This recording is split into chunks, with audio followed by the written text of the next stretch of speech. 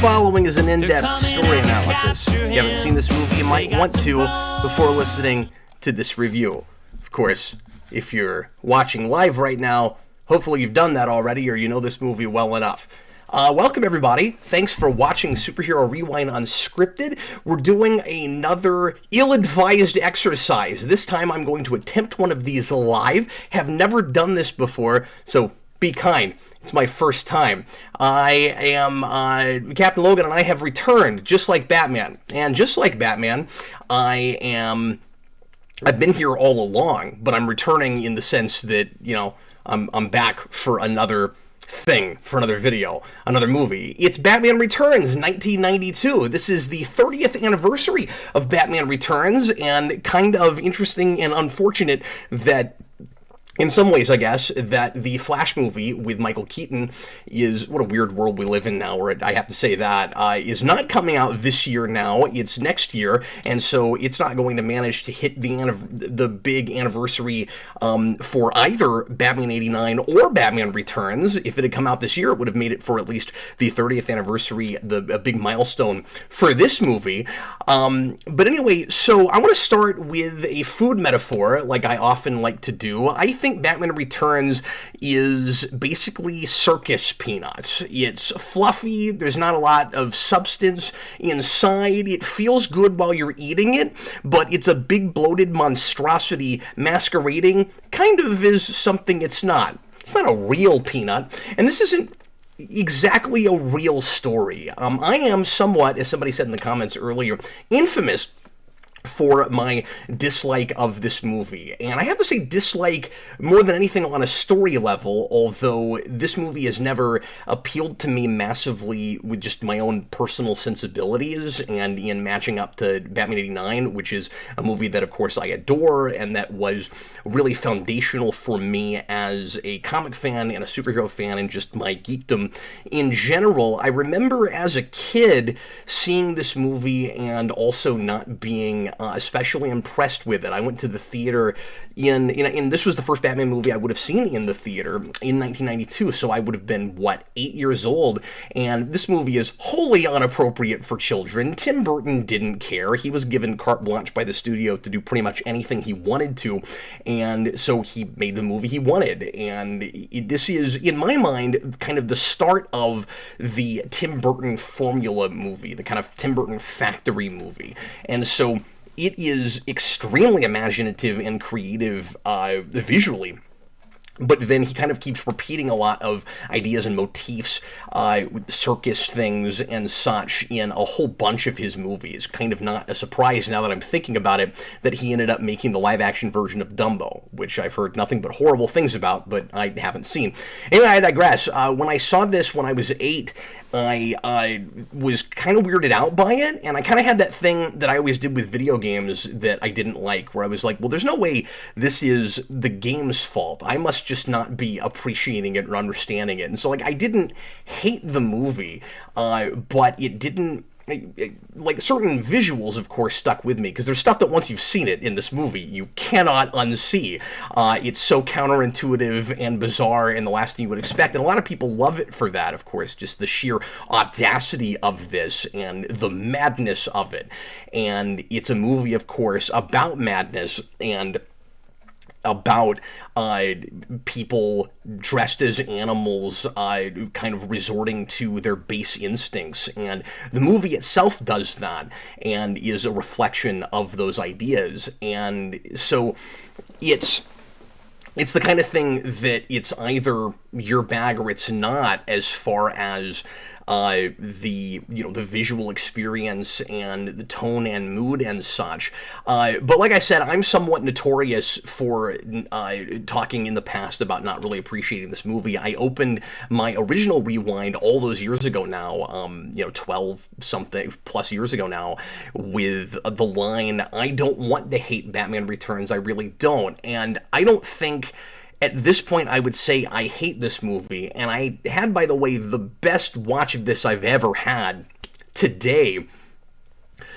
or in the last couple days. I watched this a couple times again for in preparation for this, and it's a movie that I have to basically not look at like a Batman movie, and you also kind of have to turn your brain off to some degree to the actual story it's attempting to tell, because it doesn't make a whole lot of sense, and it gets in the way of what really actually does work about the movie, I think. Now, I will say, and we'll get into some of this a little bit later, I think the actual plotting of this makes more sense than I ever gave it credit for once I went through it with a fine-tooth comb, and I might do some few chronological notes a little bit that I took in the order that things were happening on screen. The Max Shreck plot in particular, I picked up on some particular aspects of that I didn't think really really came together in any way before, that it turns out it actually sort of tracks, and it makes more sense than I thought it did, but there's still a lot of character motivation issues, and the main problem with this movie on a story level is just that it's got the emphasis on the wrong syllable in a lot of places. It's got major POV issues. It doesn't know which of its characters are villains, which of its characters are protagonists, and very often whether or not I'm supposed to really care or feel anything for any of them. And when you listen to Tim Burton's commentary, it immediately becomes clear how this kind of thing happened without a great script. Burton is, by the way, I don't think to be blamed for any of what went wrong with this movie, because he has, first of all, he was a guy hired to do a job, and he was allowed to do it any way he wanted to. It's kind of the same thing I've got with Schumacher, only backwards, where Schumacher was hired to do whatever the studio told him to do, and was real reined in because of what happened with this movie. Unfortunate, because I have always thought that Schumacher would have made something a lot closer to the Batman movie I always wanted before we finally got to Begins, and now especially with the Batman. And by the way, there's a line in this where I can't remember if it's Selena or who. I think it's Selena who's like, is it the Batman or just Batman? And I'm like, 30 years later, it's finally the Batman now.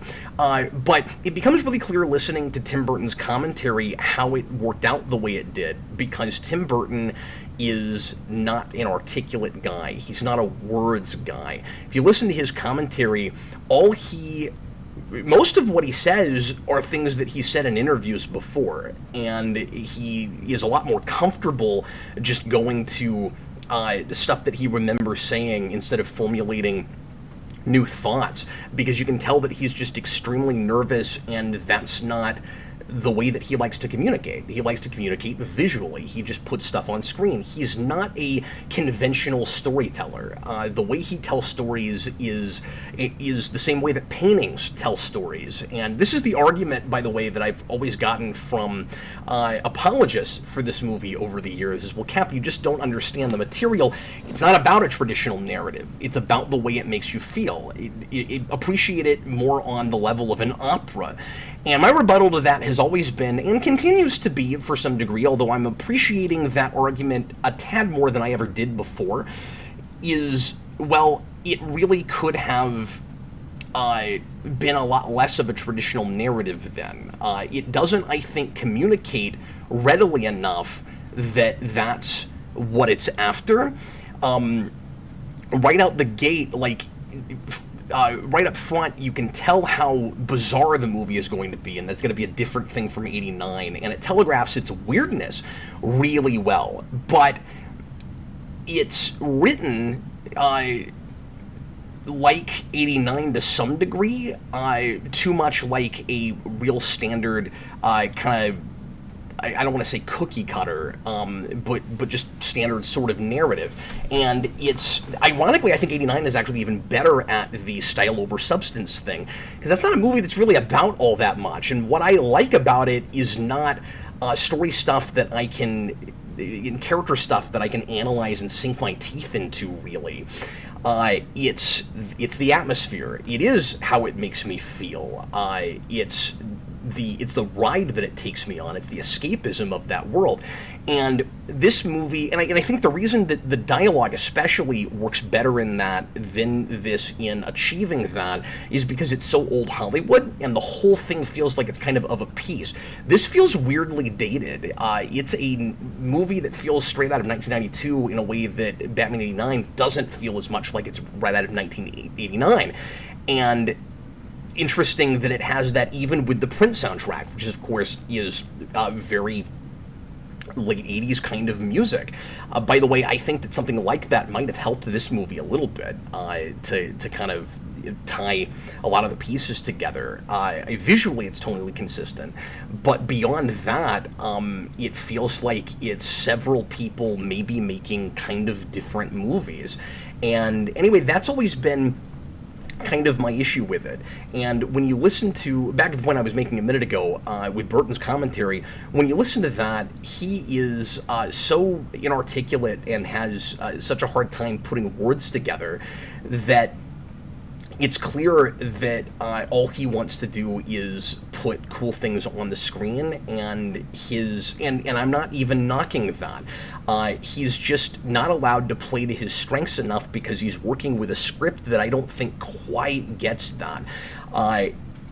So I blame the initial writer of this, and also the rewriters. So you had Sam Hamm, who wrote 89, and a lot of his script was changed. I like his first draft script a lot better, and I've reviewed that before. And then he writes an extremely mediocre story for this, which I've also talked about in a video. And it doesn't play at all to Tim Burton's sensibilities. I would call it as self-indulgent as this movie is for Tim Burton, because he had to have known that Burton wouldn't have wanted to make that movie, and it's just kind of dull, and it's a real kind of typical Christmas movie. And one of the only things, and one of the reasons that Sam Hamm gets credit for this movie, I think, story credit, is that it is set at Christmas time, and it's just not weird enough, and it's character driven but kind of lame, and it feels almost like as far as the villain plot, which is kind of a heist story about a big diamond or something, it feels like a 60s Batman plot, but in a somewhat more serious context, and it just wasn't enough fun. And so, I guess I'm glad we got this over that, because this is at least more entertaining, I think, than that would have been. But again, what's frustrating to me about it is that I think that one of two things should have happened with this, because I think it could either have its cake and eat it too, and tell a really compelling story, because the building blocks are there for one, and I'll get into that in a minute. The idea, the initial impetus for this of of just three weird animal-like creatures, like people who have given up their humanity to some degree, or think that maybe they are having an identity crisis about whether they're people or animals, and that happening because of some kind of a break in your psyche, some kind of a psychotic break. And the question is, this isn't brought enough to the fore, but the question is if Batman has that in the same way that Penguin and Catwoman do. That's a really cool starting place, but it's the whole movie. I mean, if you ask Tim Burton what this movie is about, it's that, and that's it. He just thinks that it's interesting that there are all these animal people in Batman, and he wants to put the tragedy of that on screen. And he uses the word tragedy almost as many times as he uses the word again in his commentary. He doesn't really know how to explore that, and the script doesn't really know how to explore that. Again, I'm blaming Waters more than I'm blaming Burton for that, because we know from lots of other projects that if Burton gets a good script, he's not going to ruin it just because he's more interested in the visual stuff. There are some directors that have done that. I think maybe it's not fair to throw him under the bus. I feel like maybe J.J. Abrams sometimes has that, where he can shoot like somewhat decent material, but the focus isn't always in the right place. And Burton, I think when the stars align and the ideas between the two guys are gelling well enough, he's not going to take a script with, especially really well-written dialogue and axe everything that's working about it. He just had a kind of lame script, in my opinion, for the most part, with this particular material. Really quick, let me take a pause here and say that I'm not interacting with the live audience yet. I'm not even looking at comments at the moment. I'll be doing that toward the end of the show. So if you have any questions for any aspect of the movie that I haven't covered by the time we get to by the time we get past my initial discussion and analysis, I will answer as many things as I've got time for, and I'll try to take 20-30 minutes for that at the end. We're going to be real casual going through this, but I want to make sure that, like always with Rewind going all the way back, this is just me and the movie initially, and then I'll talk to you guys. And if you want to make sure, as always, that your question or topic about this movie is talked about, you can leave a super chat in any dollar amount, but you don't have to do that, and I will answer as many things as I have time for, pre-written or otherwise. You can also put in, and this would require a super chat, a tweet-length review. And if you're not currently a patron, that's another way to do that too. So folks, the $5 tier can do that with any movie that I do this with. I'm going to try to bring this back to weekly as much as possible. So every week, or at least, a few times, as often as I can, I'm going to be just taking a look at a movie, sitting down and chatting with you real informally about it. And then, if you don't do that, or you don't want to do that, you can leave a super chat for a tweet-length review, and I will read all of those, of course. But anyway, the crass and obvious and hacky dialogue just doesn't match the artistry of the visuals, which is ultimately what I'm getting at with that. And I think it's interesting that in his commentary, Burton mentions that to some degree he approached this like a silent movie. I'd like to watch this with, and I honestly would have done this in preparation for this video, but it would have taken too much time and prep, because what I'd like to do is watch the movie with just music and sound effects. And I would have to, because I don't think that there's a version of this movie where you can do that, and so I would have to figure out where the music lays out and where all the cues are supposed to go, instead of just listening to it with the soundtrack, because that wouldn't line up. And I also would like I said, to have all the sound effects in there as well. But like I said, it should be either a really compelling narrative, and I don't think there's any reason it couldn't have been, along with the brilliant visuals and the really over-the-top kind of macabre and grotesqueness that this movie has. I'm not saying lose any of that. Or it should have been like an old-school 8-bit or 16-bit video game plot, where the story of the thing is really just there as context to facilitate the gameplay. And if this had been that, I wouldn't really have very much to complain about with the story. I think, quote-unquote, style over substance can work if only the intentions are readily communicated by the piece. And I don't think that that's happening here.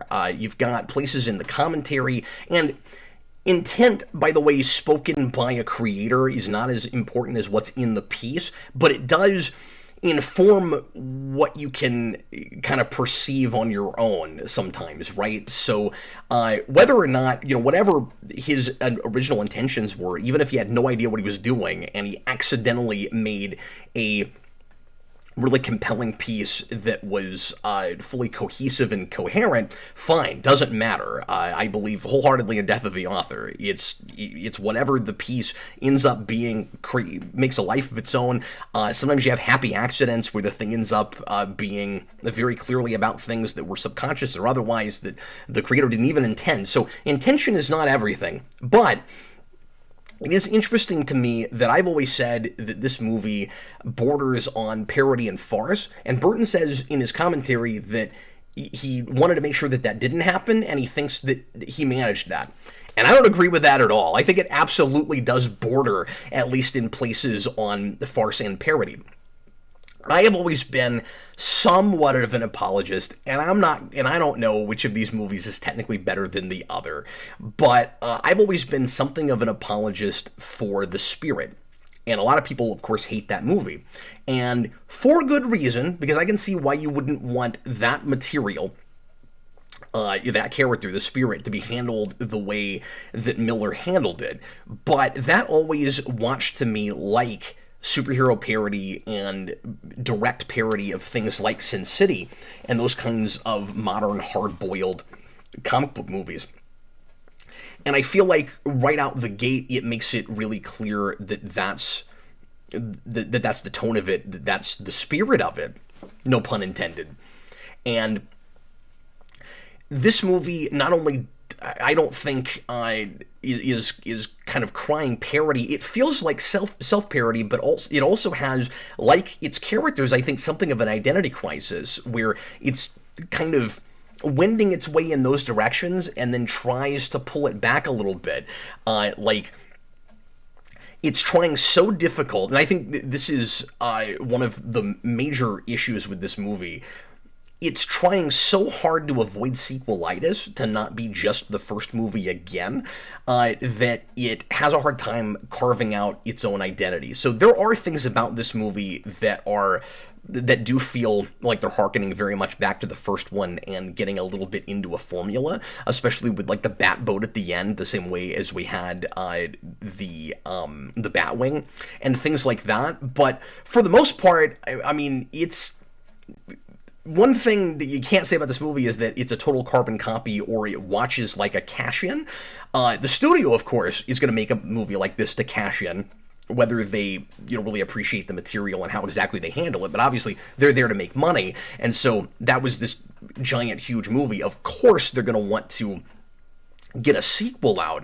But it's almost like Tim Burton is trolling the studio in a way, where it's like, I mean, it feels almost like Matrix Resurrections or something now, where, and like, I don't think the intention is to, like, pull a middle finger on the studio in the same way that Wachowski was doing with Matrix Resurrections, but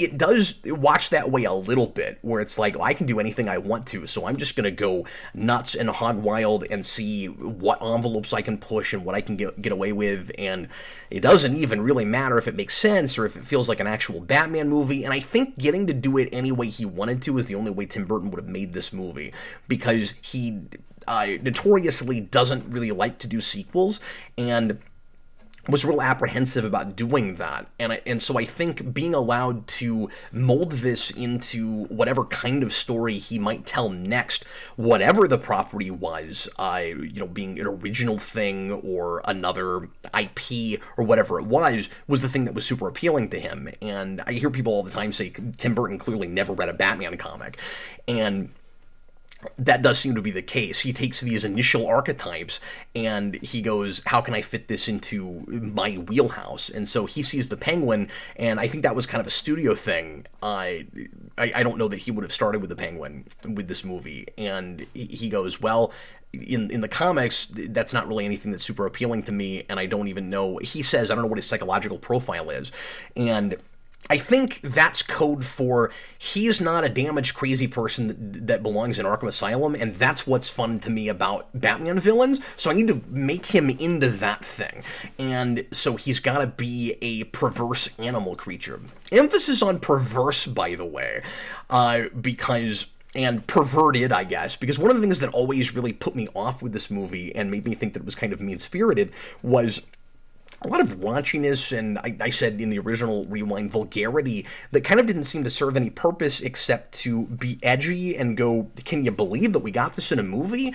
And again, if you're looking at it, I'm saying again now too, if you're looking at it as a Batman movie, and especially as a sequel, because the big difference between this and something like The Spirit is that that's based on source material where you wouldn't expect it to go parody necessarily, and that might not be what you want, but at least it doesn't live in a pre-existing universe.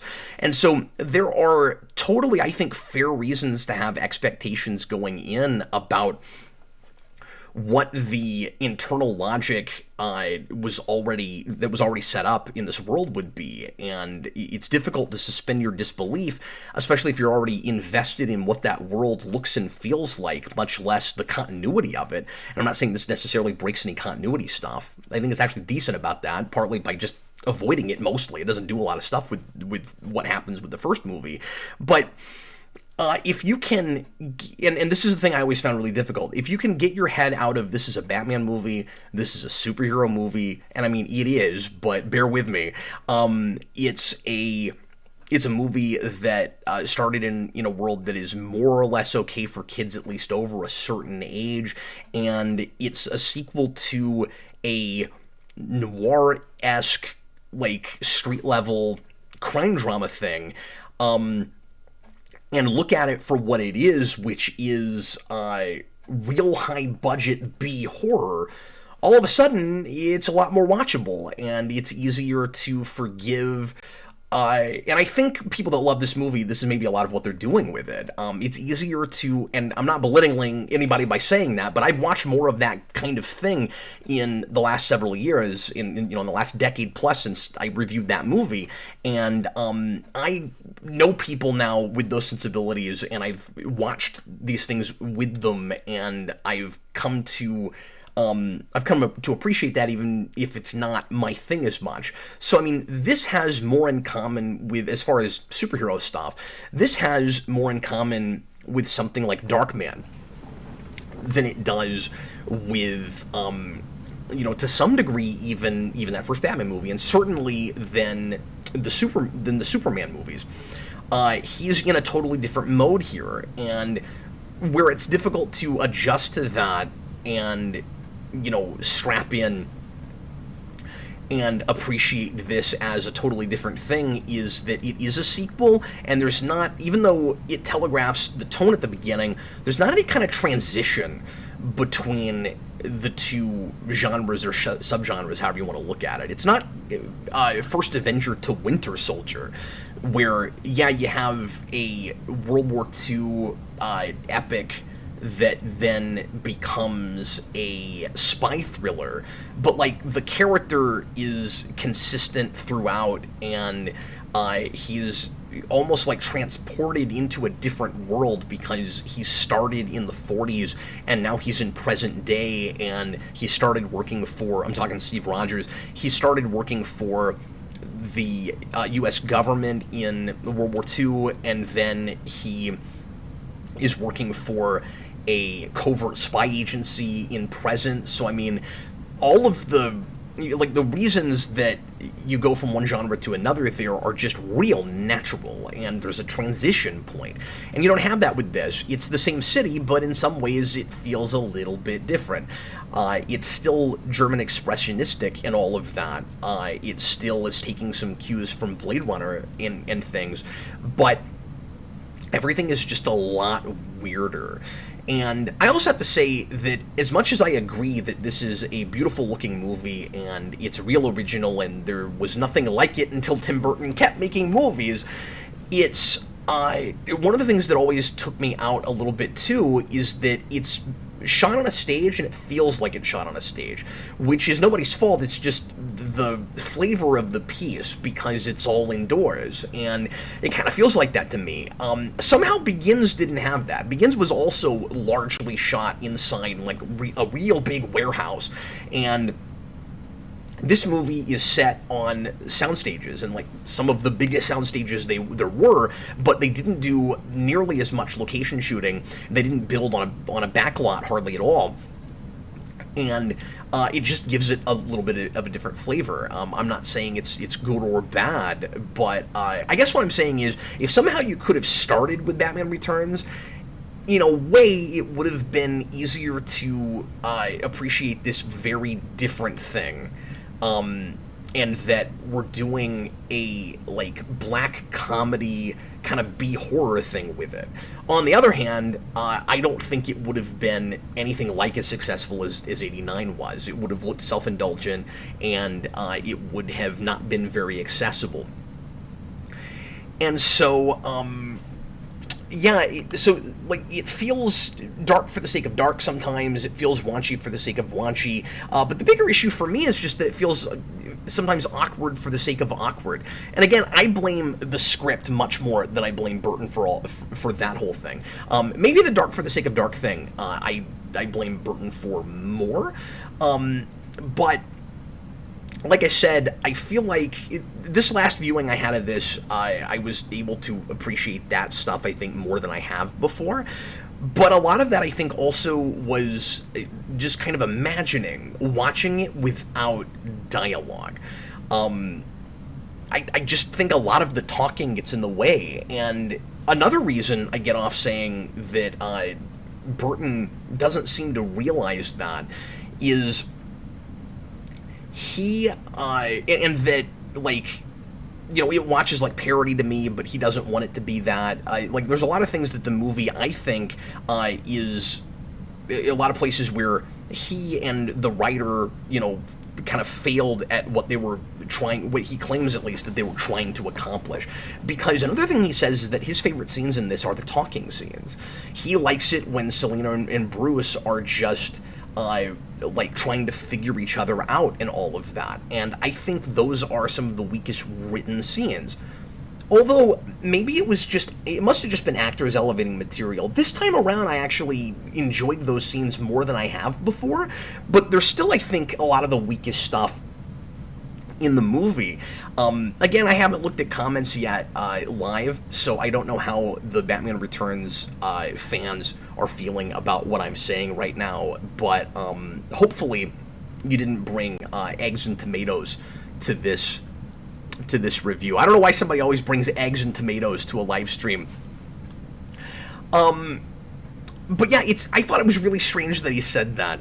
Like I said, this is a prototype for later Tim Burton movies, and the same thing is true of Elfman's score.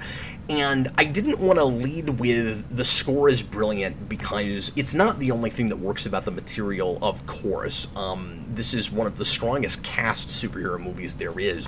Danny DeVito is perfect and may have been fine even for a mob boss Penguin, honestly. I mean, I think he might have been able to sell a somewhat more serious Penguin. I don't know if people will agree with that. The direction it went was weirdly, and this is a later thing, so this movie is probably actually inspiring to some degree the thing I'm about to say. His performance, and I'd never had this thought before, is weirdly like Clown, like in Spawn, John Leguizamo, where he is intentionally as unlikable and unsympathetic as humanly possible, and every other thing out of his mouth is just the raunchiest thing you can think of, and he is abhorrent and insufferable, and he's supposed to be that way. The difference is one of these guys comes from hell and is like comic relief that doesn't really work because I'm not finding it funny, but he's also supposed to be kind of like tormenting Spawn at the same time as he's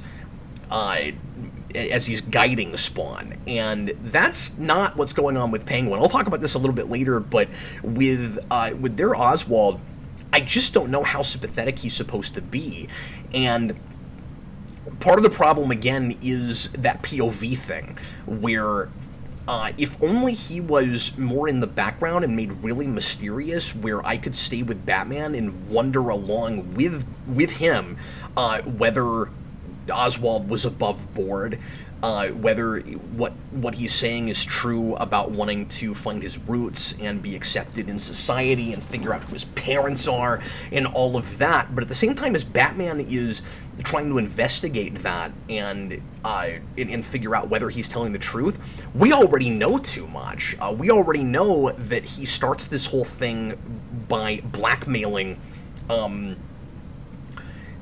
Christopher Walken blackmailing Max Shreck.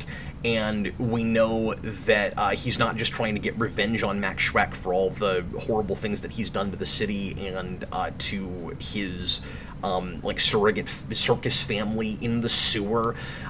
He just knows that he can get one over on Max because he is this horrible tycoon who is ruining the city with waste and sewage, and I guess he doesn't know about the suck the power from the city plant that he's building, but he's got all of this.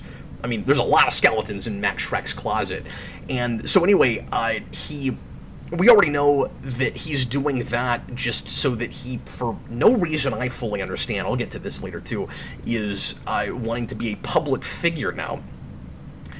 That's the reason that he's using Max Shreck the way he is. So we know he's doing that. We know that he's duped the city into thinking that he saved the mayor's baby, and so we know that he's got some kind of ulterior motive to trying to find out about his parents, because he's clearly researching something else when he's there, when he's at the public records site. And so I don't understand why we're given certain information that we're given, but other information is withheld. It might have been a really great, I'm getting ahead of myself here, but it might have been a really great reveal later on to find out that nothing the Penguin has been saying is actually true, and that he is actually a psychopath who is, and I mean, sympathetic to the degree of you're going to be really psychologically scarred if your parents throw you in a river and you're raised by penguins, which I doubt has really happened to anybody in real life, partly because I don't know why there would be a bunch of penguins under a dilapidated, abandoned zoo in the first place. But I digress. That's one of those things that I will give the movie. Like, I love the absurdity of some of that comic stuff. I'm not saying the movie is not good because there are penguins living under Gotham. I will nitpick those sorts of things only because they're really fun to talk about. And that's one of the things that is making me appreciate this movie in a way I never have before, is some of the stuff that doesn't work is what's fun about it. And, like, I can enjoy movies like that. Let me back up for a second and say that one of the things that makes this so difficult to do on particularly this program, unscripted or otherwise, is that Superhero Rewind has always been about story analysis. And so when I give my score at the end, it's relative to I mean, it's somewhat arbitrary. It's difficult to give things scores, but I mean, it's relative story-wise to other superhero movies, and I'm looking much more at the actual narrative than I am the disparate elements, and more importantly than just like, did I love it? I really try to rate that way, because this is that is the focus of this. This is about story analysis. So I mean, all of the elements of the piece should come together to make the greater whole, and it's, burden of suspension of disbelief is on the piece. It has to make it clear what it's after. And then, I've said this a million times, but my job, I've always thought, is to try to figure out what a piece, not holding it to one specific standard of narrative, but still narrative. So what is the piece trying to accomplish? Does it seem to accomplish that? And was that worth doing in the first place? And if the thing is a lot less about telling a traditional story, and it can break those rules because it's working under a different set of rules, be it melodrama, be it because it's something closer to performance art or something, which is the way people talk about this movie, I can appreciate it for that on that level, and I can talk about it and score it looking at it from with its own what's the word I'm looking for, sensibilities, and on its own terms. But this is a piece that I don't think communicates that stuff as well as it ought to. And like I said earlier, I don't mean to be a broken record, but like I said earlier, I just think that it is confused itself as to what exactly it's after, just like some of these characters are. Anyway, I started this this kind of tirade talking about Elfman's score.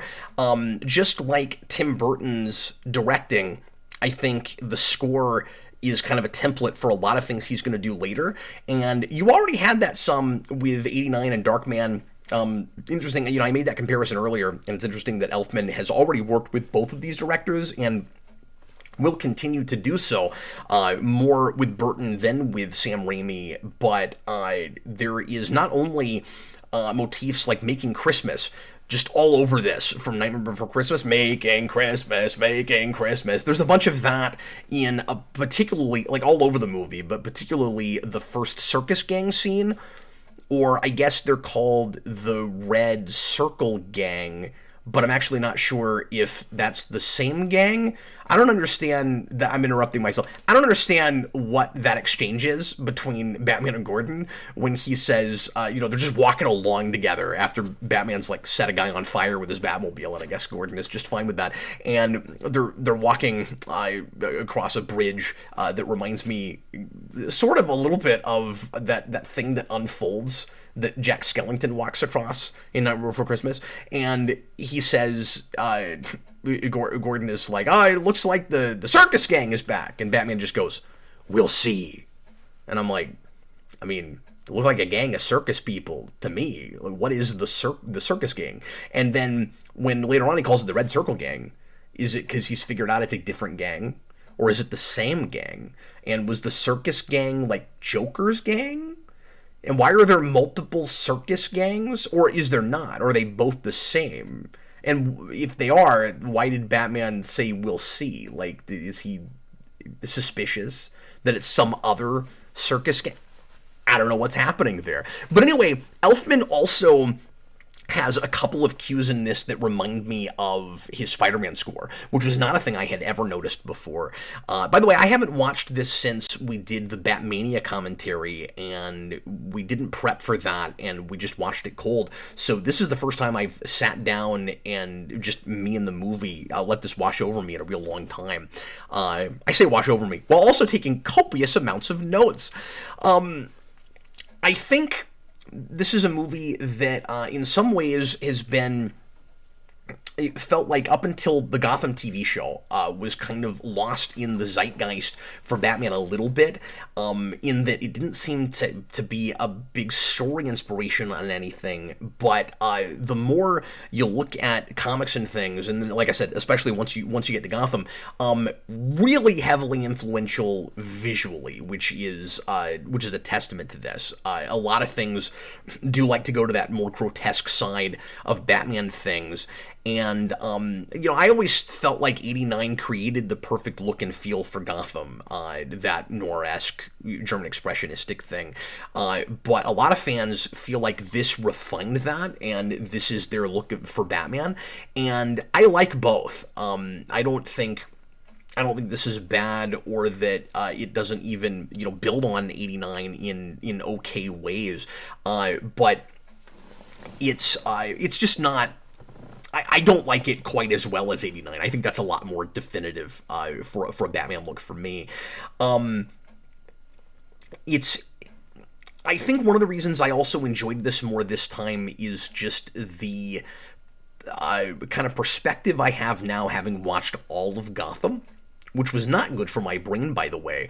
But if this were an episode of Gotham, it's real solid. But they have weird things in common. Gotham not only is trying to look and feel a lot like this show, but it seems as out of touch as this movie is in how real people fit together. And you could say, especially if you're somebody that loves this movie, an apologist for this movie, they're both in the same mode of storytelling. But the problem is, I don't totally understand that mode. And like, is this me? Is this my fault? Like, it seems like the mode is sort of melodrama, but more just like confused and like convoluted, and as far as plotting goes, and then keeping characterization like real close to the chest, where you don't, I mean, especially with this movie, where you don't fully understand why characters are doing things, and there's supposed to be something kind of like mysterious and cool and provocative about the ambiguity of that, about not knowing. But again, if only the focus was either on an eyes-in character, because this movie, I feel like, really kind of needs that. If it was more on an eyes-in character that I can kind of appreciate this surreality along with through their lens, or if it just wasn't presented as much like traditional narrative, it would be a lot easier for me to get on board with that. And that's one of the big things that I really struggle with. This is going to sound like a real big dig with this movie, but I couldn't help but think this while I was watching it.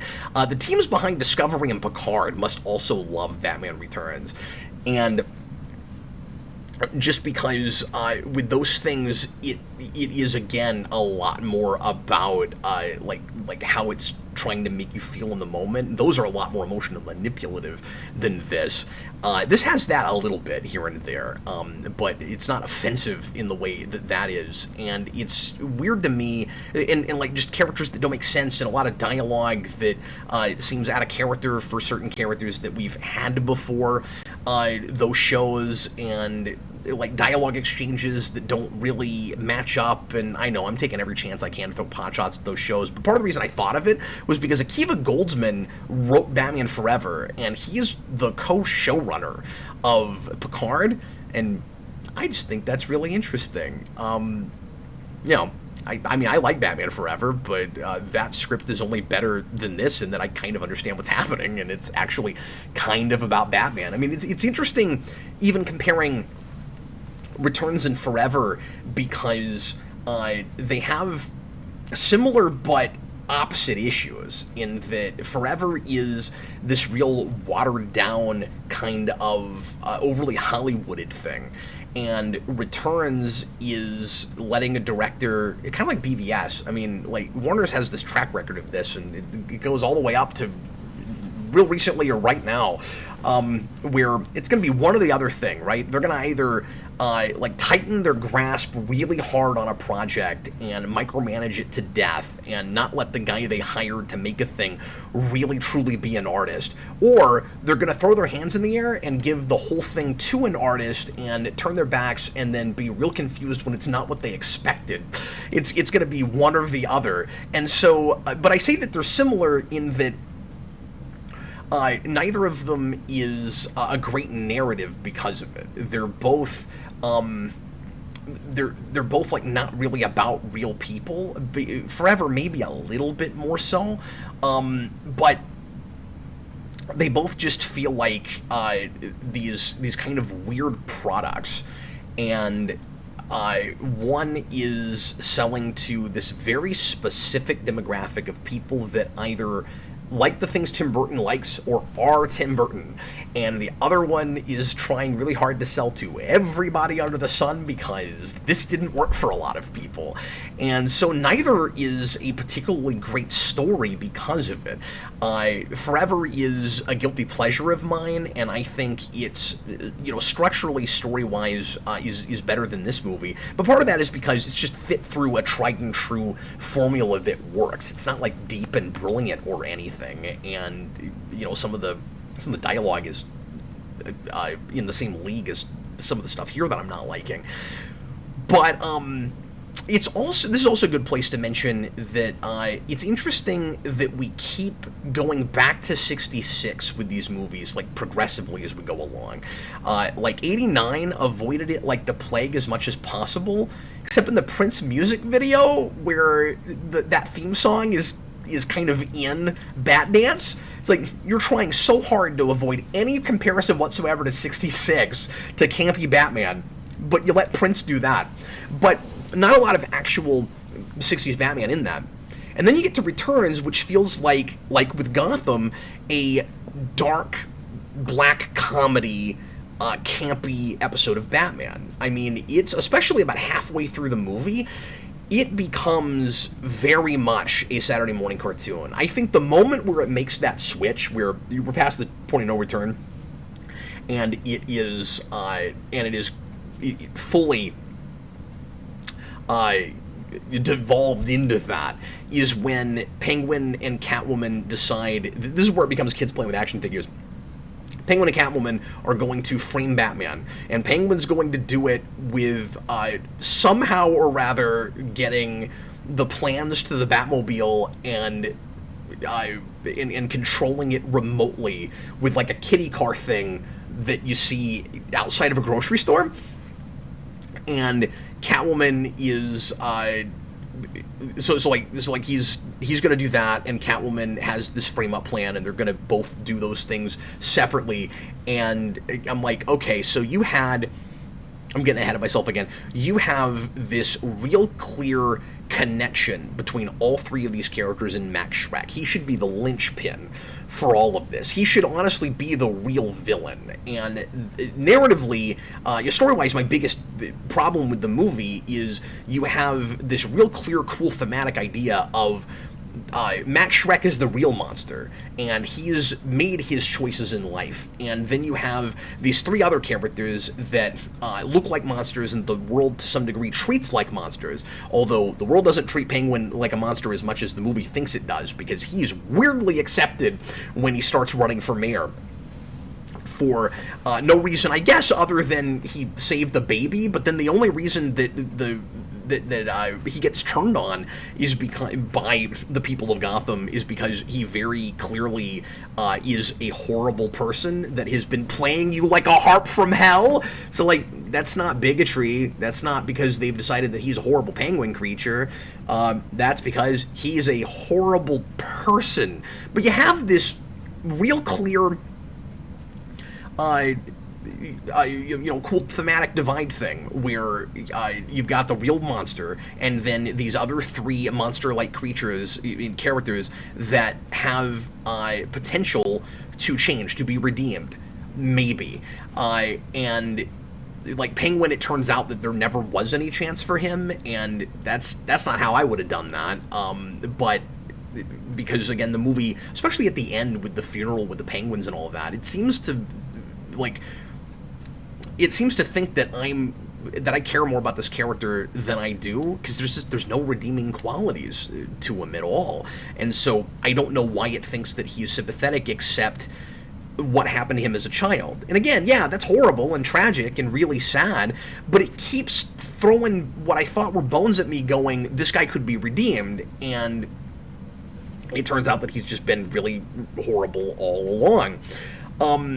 But if I just think it's a better story if I usually don't want to just straight up rewrite a narrative, but rewrite a story. I'm gonna break my rule a little bit with that on this particular review, because there are really cool, pretty obvious directions that the initial ideas of this movie should have or might have taken us.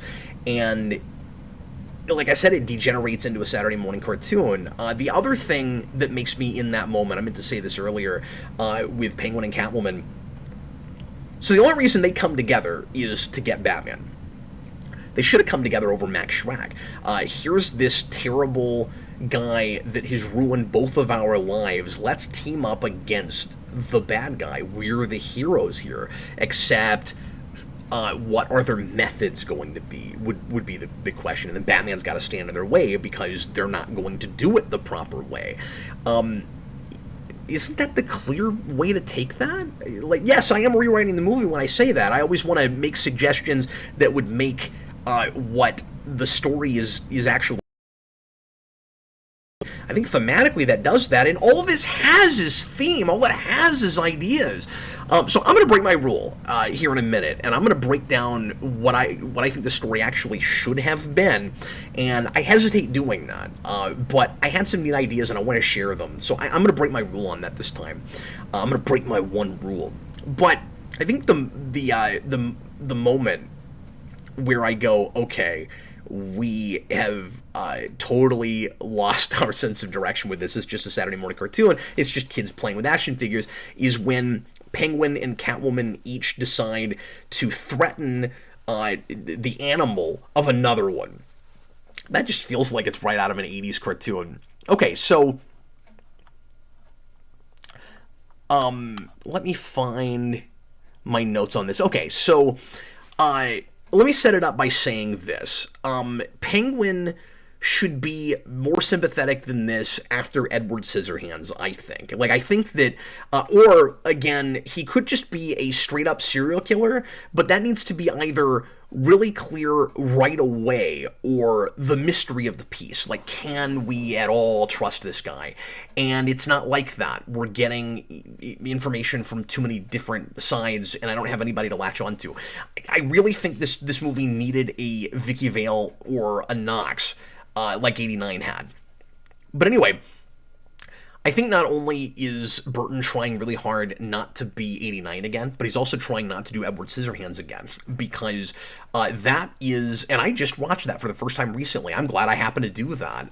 That's the movie he made right before this, and it's about another outcast, misfit character that doesn't fit in with the rest of society, who grew up apart and who seems inhuman to everyone around him. He has something weird about him physically. He's got scissors for hands, and people find that off-putting until they realize that they can that they can get an advantage out of it, that he has a talent that he can use to make their lives better or more convenient or something. And as soon as they think that he might have done something awful, that he broke into somebody's house and that he might have, tried to hurt someone, they decide, everybody turns against him and are like, he's different and strange, and it must have been him that did this, even though it wasn't his fault. And that guy is really sympathetic. That guy is Frankenstein's monster. This should have been Hunchback of Notre Dame. A really similar sort of thing, but he's, of course, not created in a laboratory. He's just born different. He's like the Hunchback. But instead, the Penguin treats it like that. You should have put me on a pedestal, but instead I'm going to put you on a slab. Why should they have put him on a pedestal? Just because he wanted that. He's a whiny baby. Maybe that's the idea, that he was thrown away by his parents as a baby and he's still a baby. I don't know. I don't think that quite works. He basically just feels entitled because he wanted something and he wasn't able to cheat his way into getting it. And I just don't think that's all that interesting. And also, I know some of you guys might be thinking, but Cap, you like the Joker in 89, and he's not sympathetic either, but he's at least got this charisma, and he's not at any point supposed to be sympathized with. He is just bad through and through from the very beginning. And maybe he's got too much screen time for that, but it never feels like he's... Whenever he's on screen without Batman, it always feels like he's the entertainment as opposed to the protagonist. And I don't have that as much with Penguin. The other big problem, and then I'll get into my my kind of little outline of the different direction that I think the story may have gone and been a better story, and still had all of the trappings that everybody loves about this. Not the only way to do it. I'm not saying this is necessarily, what should have happened, but it's maybe what I would have done with it. I just want to share, because it was an idea. But, I forget where I was going with all that, so I'll just go ahead and do that now. So anyway, so here is, like I said, kind of a natural story with characters with clear motivations from the setup that we have in this movie. So there's a couple different ways you could start with this. Penguin either wants revenge on the world for being shunned by society, or he wants to find a place in polite society. Just make it clear from the beginning. This is what I was about to say. I don't know why he doesn't tell Shreck about the plot to kidnap and kill firstborn children right away. After all, he's got him over a barrel. He's going to blackmail him if he does anything against him. Why not just let him know right away. And maybe the idea is that he doesn't want Max to go tell anybody, and on the off chance that he goes nuts and decides he doesn't care what happens to him. Maybe that's what it is, but it smells fishy to me, because it feels like it's just for the audience, so that when we first meet him, we maybe sympathize with him a little bit, where he's doing this whole blackmail plot, but the reason is so that he can, again, find his roots and meet his, or find out who his real parents are and all of that. And that's never the reason, and I just don't know why we're not allowed to know that up front. The information that we get versus what's withheld seems really arbitrary to me. I'll mention this here, and then I'll get into this outline. I also don't understand why he thinks he needs Max Shreck in the first place. His whole plan, I also don't know why he's doing this now over any other time.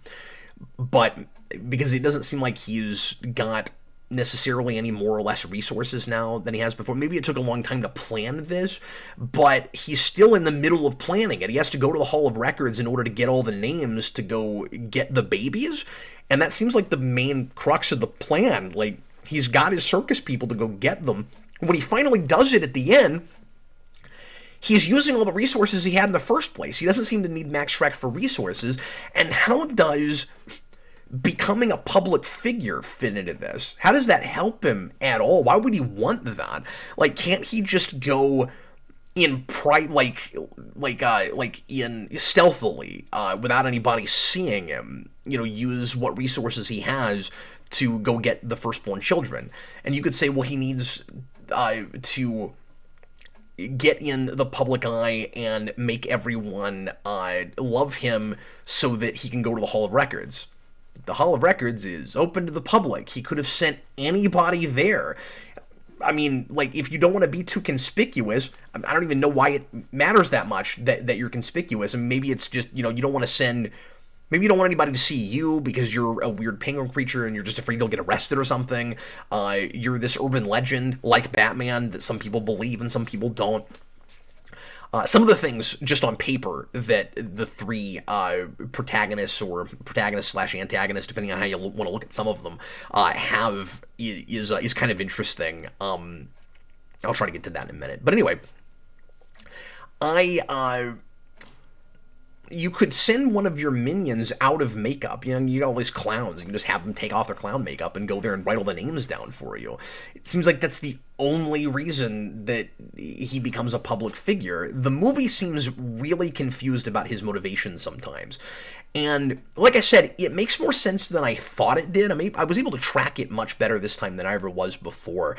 I much more understood and appreciated why Max Shreck decides to try to get him to become the mayor, because he needs to get the mayor out so that he can build his sucking the power plant. But I also don't know why he doesn't just hire assassins and kill people that he needs killed. That's a big, odd, confusing thing with Max Shreck throughout this. It seems like a lot of the story happens really conveniently just to ride the runtime out, and so that we can facilitate. And some of you guys are fine with this being the case. Some of you guys wouldn't even argue with me that this is true, and you'd go, well, that's fine. I don't care that we're making these excuses to facilitate the cool things on screen, because that's what I'm here for. But I don't know. I just think it could be done less clunky. I think you could have both. Max Shreck is... I will get to these bullet points in a minute, but I'm just remembering things I really want to make sure and say. Max Shreck could have killed Selena Kyle again and doesn't, for no good reason. It's really strange. We've hardly talked about Catwoman so far. He thinks he's killed her, and then she either gets really lucky and survives or is brought back to life by supernatural cats. And nobody in the world knows for sure which one it is. Some folks really think that it's gotta be just kind of a convenient thing, and that it's all symbolic. And some people think that it's gotta be supernatural. Burton himself doesn't know, because he's not letting things like pesky things like internal logic and suspension of disbelief get in his way of making cool things happen on screen and giving us the imagery that he wants. So I don't know why, because Shreck has this explanation where he says, I've got bigger fish to fry. Okay, but the problem is Selena Kyle knows, and is the only person outside of your son who knows that you're trying to build a power plant that takes power instead of gives power. And you thought it was a big enough liability that you would not let her leave your building, and you threw her out of a roof and tried to kill her. And he's like, well, if she tries to blackmail me again, I'll just push her out a higher window. Okay, but if she tries, what if she succeeds? I would just think that it would be really important to get your loose ends tied up, and you clearly don't have any, moral hang-ups with killing people. So that seems really easy. Why doesn't he go do that? Also, why doesn't he just try to get Cobblepot killed? And you could say, well, if the mayor thing succeeds, then he won't have to worry about the current mayor, and he can get his power plant built, because the mayor's getting in his way and Bruce Wayne's getting in his way. But he could use anybody else as a puppet. It seems like the Penguin is maybe the hardest person, or at least at first looks like he should be the hardest person to get, on that pedestal. It actually ends up working out. But anyway, I'm going to go ahead and go through an idea that I had for what the story might have been with the very same setup that we have here. So again, Penguin either wants revenge on the world for being shunned by society, or he wants to find a place in polite society. Either of those. He comes to Gotham to either kill Matt Shreck, the embodiment of the elite system run by people that created his situation, the people like his parents. That's a thing that's really interesting about Penguin versus Bruce Wayne, is that they're both born with a silver spoon, and they both have these tragic backstories, but one ends up in the lowest kind of place socially, and the other one is in the highest place socially, even though they're both psychologically damaged. And you get this kind of triad of privilege between the three of them, between those two and Catwoman, where Catwoman is at the lowest end of the totem pole, where she was born in rags. You have Bruce, he's at the highest, he's born with riches, and then you have Penguin, who's weirdly in the middle of that triangle, where he's both. He ends up below Catwoman, but he starts off at the same place that Bruce Wayne is in. Again, I like that thematically. It's an observation I can make before I can really read anything in it. Character-wise, it would be really nice if we brought Batman's background, at the risk of dealing with his parents' death again, bring his background more to the fore and actually explore a little bit the things that he has in common with these two. They're played lip service to. We have the kind of, I don't want to say discussion, with a line at the end about how he and Catwoman are the same, and there's a little bit of that with Penguin, but it's not, but like, Bruce Wayne's psychology with all this isn't explored or even really talked about. We know that he feels initially something for Penguin because of what happened to his parents, and he's able to draw a connection there, but that stuff is never brought enough to the fore. So anyway, Penguin comes to Gotham to either kill Max Shreck, the embodiment of the elite system run by people that created his situation, or to befriend him. It could be either of those, because he doesn't realize Shreck is responsible and believes he's trying to help outcasts like him. I like that second one maybe a little bit more. People like Shreck keep the poor down and create classism, but Shreck is also directly responsible for Penguin's deformities. That may actually be true, and it would be nice if that was pulled to the front. Although, it did happen, like he did get thrown in the river 33 years ago, so maybe Shreck is not actually directly responsible, but the system that made Shreck possible is, and he could be part of a family line that is somewhat responsible for that.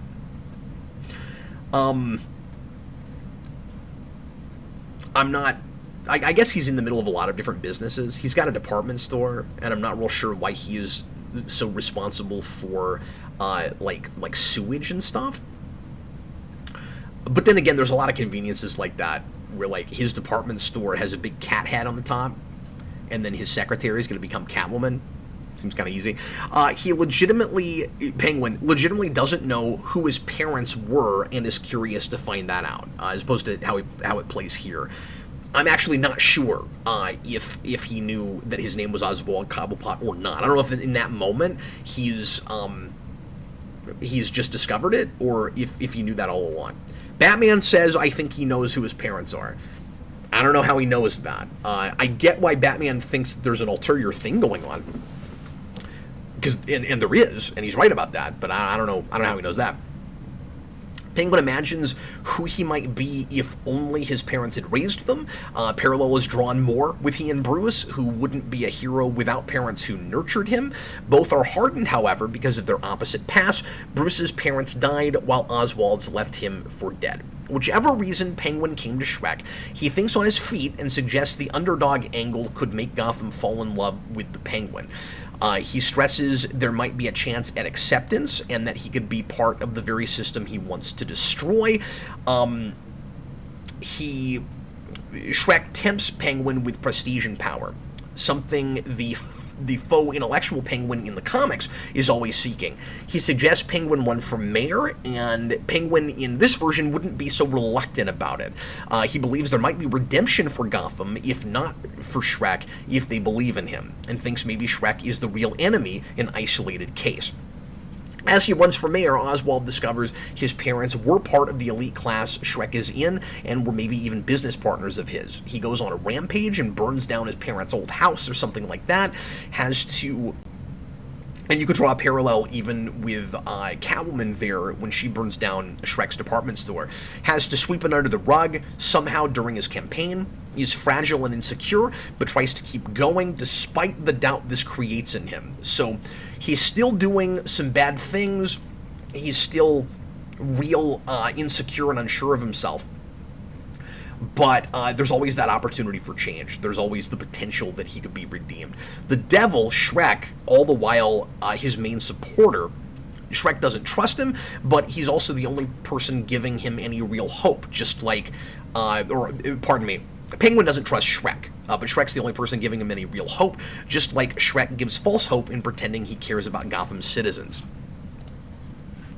Shreck is the real villain, the real overall villain in this version, facilitating the character arcs for the three supposed freaks. He's still taking energy from the city, literally sucking it dry and stealing power. Selina, Shreck's secretary, discovers the Power Dream conspiracy, and though she's insecure and lacking in confidence, finds her courage in a moment and tries to report him, instead of being dumb enough to tell him what she's figured out. That's really easy. By the way, this movie not only watches about halfway through like a Saturday morning cartoon, but easily could have been the length of a Saturday morning cartoon, because a couple of really easy, convenient things and characters acting dumb things have to happen in order to facilitate the story. One thing is Shreck has to fall down a not so conveniently placed trap door that I don't know how Penguin knows he can lure him to. I don't know how he knows that Shreck is going to chase him and that he'll actually fall down that thing, because it's a like real up close to a building, and it'd be really easy for him just to not end up going down that, and then it would be easy for Catwoman or for Selina to not leave herself an answering machine message that says don't forget to go back to work and deal with the Bruce Wayne files. Like, if she hadn't done that, then she wouldn't have died. There's a lot of things that it would have been easy to just not occur, and then the whole story would have been Penguin shows up, Selina never becomes Catwoman, he tries to kill all the firstborn children of Gotham, and Batman beats him. And the end. It's a 20-minute story stretched into an hour and 50-something minutes. Selina, so like I said, discovers the power drain conspiracy. Shreck is a beloved philanthropist. No one believes her, and he has ears everywhere. So he finds out that she knows the plan and fakes her suicide, throwing her out of a building. Then Selina miraculously survives with no other recourse since no one will listen to her, plots to take everything from Shreck. In the real version, I'm not totally sure why she takes as long to try to kill him as she does. And I'm also a little bit confused about just her. She's a lot more sympathetic than the Penguin, certainly. That's a character I like a lot more in this. It's a real unorthodox version of Selina Kyle. Obviously, I have to say that one of my favorite things about this is, of course, Michelle Pfeiffer's performance. She has an incredible transformation. I think there are places where she seems a little confused in scenes as to what the sequence is, and Pfeiffer has talked about this, and I do feel like I can see it in the movie a little bit, about how it's shot out of sequence, and she has to give such a different performance with different parts of the narrative that she's a little bit confused in scenes. But anyway, let me finish this thing. Selina miraculously survives with no other course since no one will listen to her, plots to take everything from Shreck. The character is classically a burglar after all.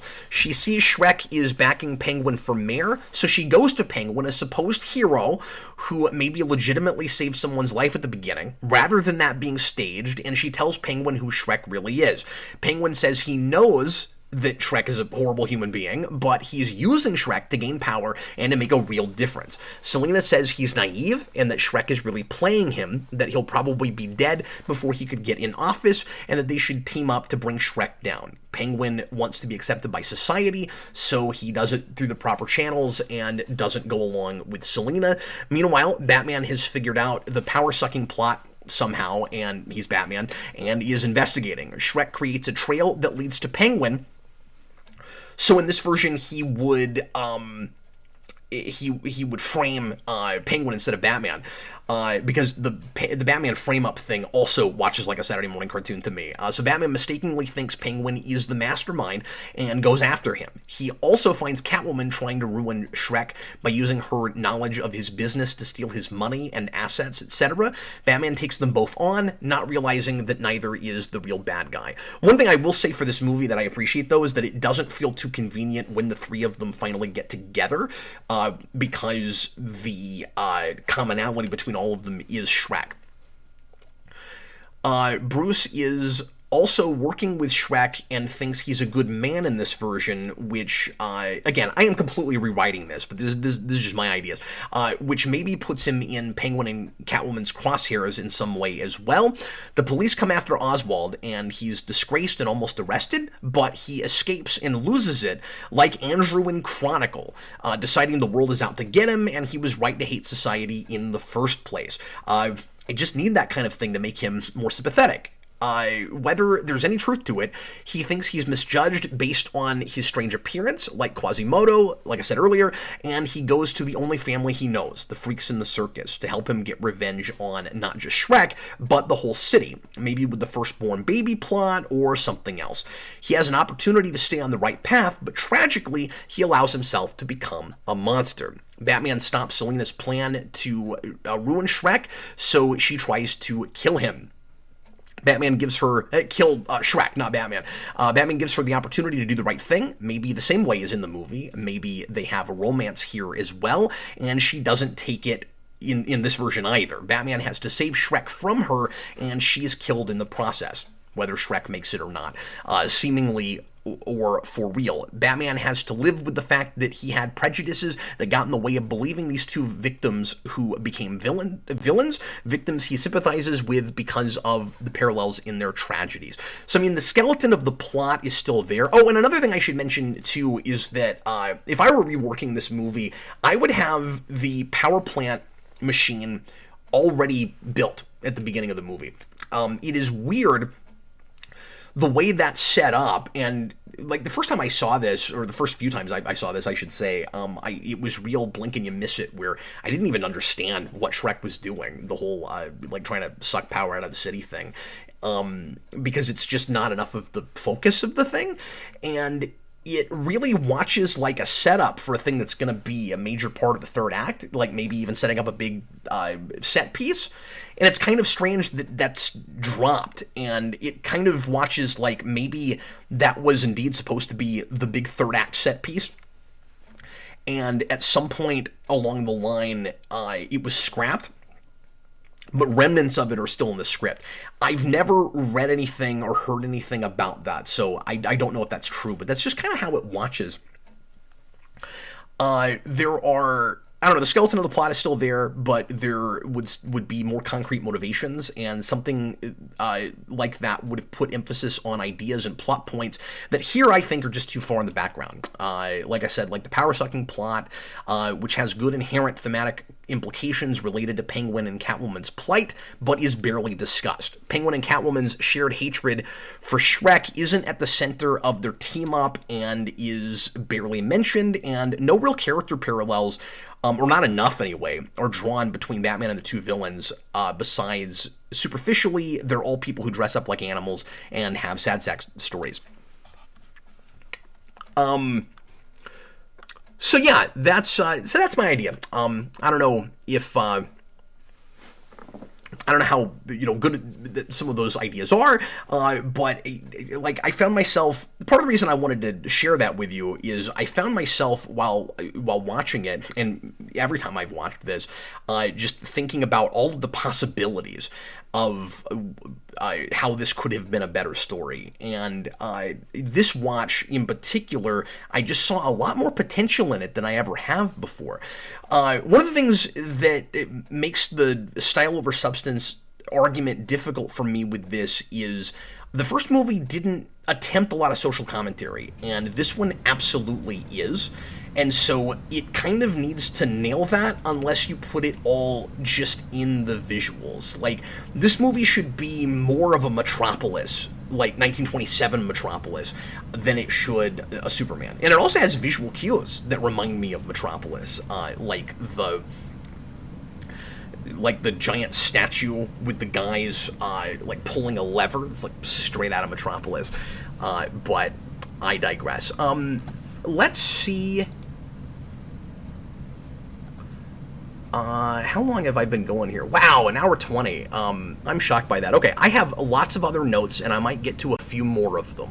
But I'm going to go ahead and start taking questions from you guys, and I will sprinkle some more of my stuff in, I suppose. But that's kind of those are the main points that I wanted to make this evening. Thanks a lot for watching, guys. I'm going to start actually interacting with you guys, and like I said, we'll do tweet-length reviews at the end of this, so if you want to put in a super chat for that, just make sure that your review is no longer than a tweet, and that you try to put in, if you can, a rating on the 0 to 4 scale, and I'm going to read a lot of reviews, find out how you guys felt about this. And in fact, I need to pull up some of the reviews that were already sent to me. I think that's a thing that I totally forgot to do. I hope everybody is having a good evening and enjoying the show. Okay, please start putting in some questions for me about aspects of the movie that I have not discussed yet.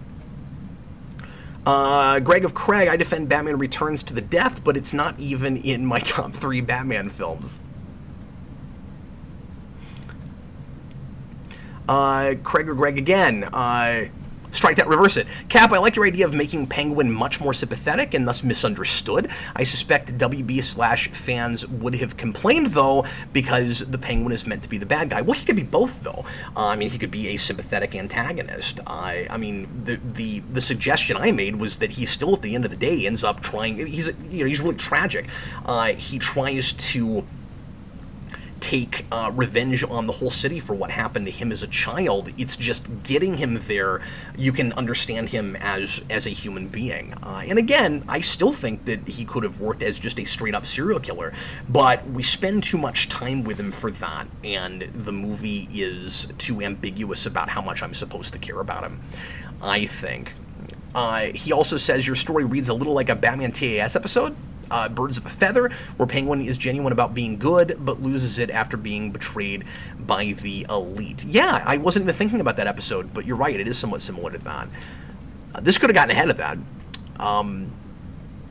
Awake at Night, the script for that canceled Pfeiffer Catwoman film was really good. It's a shame we didn't get it. I've never read that. Somebody, before I started broadcasting, mentioned that. I think said that that was from 1995. And I have heard of that, but I have never read it. I was going to mention that it's another thing that people have argued with me about for years is, and I alluded to this earlier, is the idea that Catwoman is not a supernatural force. I've had people kind of argue that it's not a literal resurrection that is going too far, and I just think that there's too much evidence for it, but I also don't think the movie knows. Burton clearly doesn't know, and I don't think the movie knows. So it's kind of a moot point, I think, to argue about it, but because I just think that at the end of the day, there's not enough information.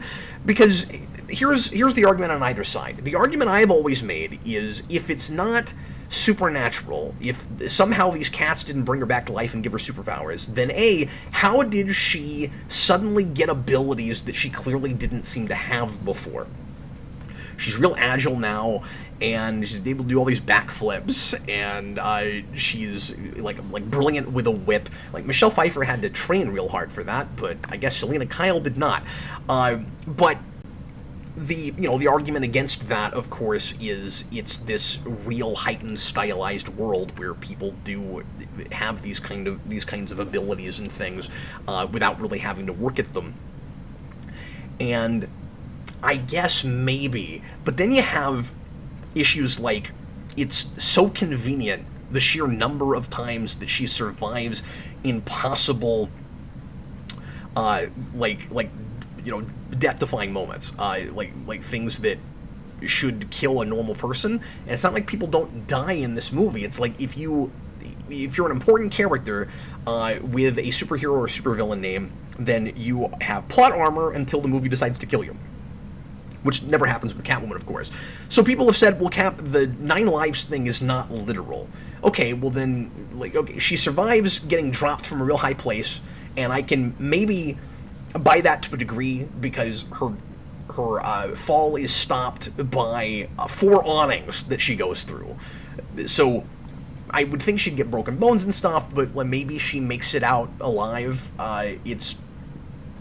It's weird that she's unconscious for as long as she is, and that cats bite her a bunch, and then she's got the flittery eyeball thing, which Pfeiffer is amazing with. And it sure, everything about that scene sure makes it look like the cats are bringing her back to life. But even if that's not the case, and it's just this kind of symbolic thing, and she takes that and makes a whole persona out of it, where to her psychologically she's had a resurrection, but she's not physically resurrected. She survives getting shot at point blank range multiple times. She survives another high fall into a greenhouse with glass that all drops on top of her.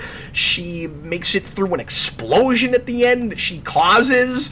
I don't know, that all seems really easy, even in a real crazy heightened comic book kind of thing. So, there's not enough information to know for sure, but that is a thing that I wanted to make sure and mention.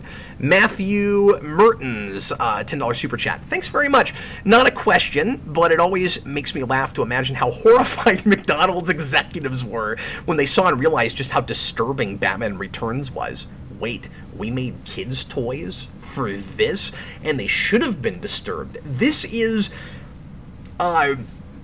the earliest example, in my opinion, because I don't think 89 is, of course, quite this rough and violent for kids. I think after seeing 89, even parents that weren't sure they should take their little kids would not have expected a sequel to have tic-tac-toe. But I always make fun of the storybooks and pajama sets and things for Dark Knight Rises, which is, a movie about a terrorist plot with a revolution in Gotham by Bane, who has like kamikaze soldiers and stuff, does not feel like a thing for kids. I made fun of this was actually kind of disturbed by it more with BVS. It's even weird with the Batman. This goes all the way back to 92. We were already doing this with highly inappropriate Batman films for children. And I see both sides to this to some degree, where it's like, if it's PG-13, you can get away with that, and it's not against the law or anything, but it does feel like Tim Burton in this commentary talks about how he wasn't thinking about anything but just the movie he wanted to make, and he wasn't trying to aim it at little kids. And if that's the direction the merchandise went, that's not really on him. That's not his fault. That's not his problem. And I don't disagree with that, but at the same time, you have to know that that stuff is going to get made. I just feel like maybe he ought to have been a little bit more conscious of the audience that was already there that wanted a sequel to that, instead of making it a completely different thing. There might be, I don't know, a little bit of irresponsibility there. I don't know if that's too harsh, but I mean, like, yeah, he can just make the movie he wants to make, and he's not involved in the merchandising. But at the same time, he had to have known that was going to happen. I'm going to keep scrolling upwards and answering a few things. AMC Comics, I'm not sure if Shreck's pollution is responsible for the Penguin's deformities. I'm not either, the more I was thinking about it, yeah. As in an earlier version of the script, Penguin and Shreck were intended to be brothers, and thus likely a similar age. That's really interesting. I might have liked that. Because... And maybe even if Shreck and Bruce Wayne were more connected, either through business or growing up together or something, where you'd have sort of like a trifecta of upper class, upper crust guys who end up to varying degrees of power and, again, being psychologically scarred and all of that. Batman rocks. I totally get the appeal of this film for people. I enjoy watching BVS, and this film is certainly better than that film. BVS is pure guilty pleasure for me. But I find those to be really difficult things to compare. I was looking at my ranked list on Letterboxd and seeing that I've got these movies right now right next to each other, and I'm actually not sure which I would put over the other. In some ways, this one, even with character motivation issues, is less convoluted than that, but that's also a much more complex movie with a lot more characters and stuff. So, I mean, it's not really fair to compare them in certain ways.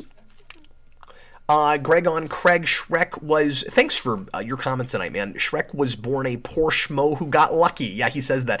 He hates the trust fund goody-goodies like Bruce Wayne. It's clear he was born poor. Oh, that's true. You know what? I forgot about that aspect of it. You're right. In the original script, he was born rich, but they changed it. Yeah, I mean, unless he's lying there, because I don't think he is, but I will say there's a lot of lines that I'm taking at face value, and then it turns out that the only possible explanation is that they're not telling the truth there.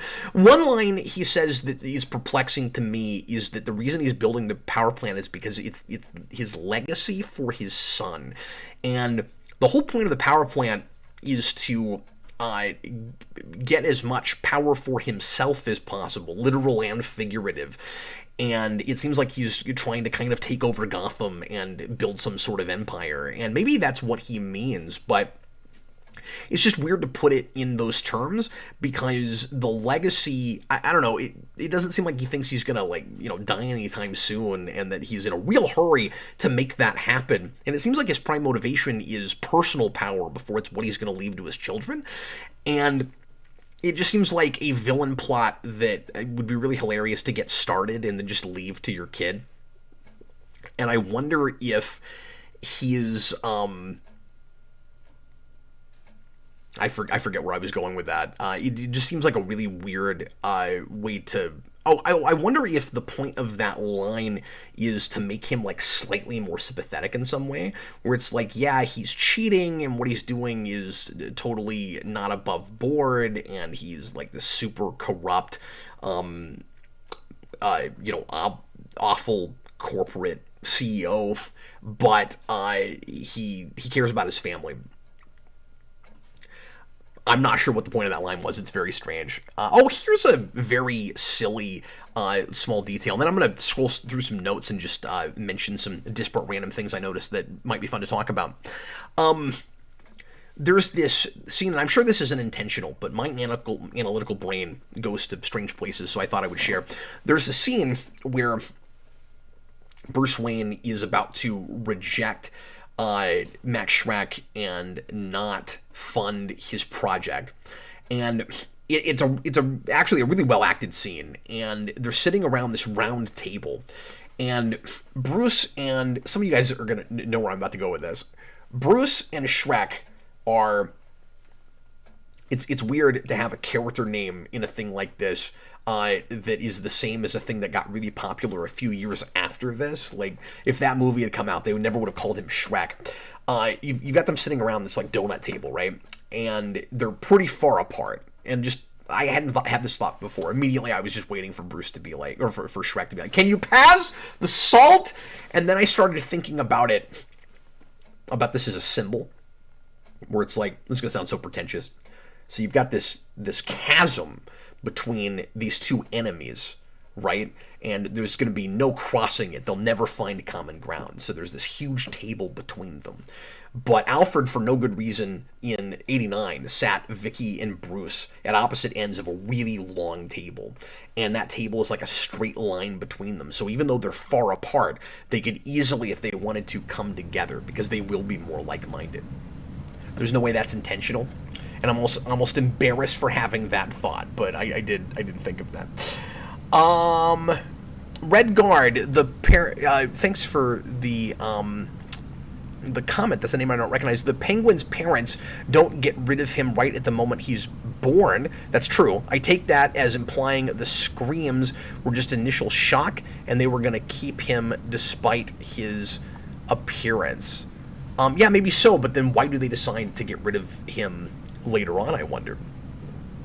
Of course, everybody knows about that cameo with Pee Wee Herman, and that's fun. And then he got to play the Penguin's father in Gotham in not great episodes, but it was fun that he came back. He probably never expected he would be a recurring character in like 2 or 3 episodes of that show, of a show later, as a similar character.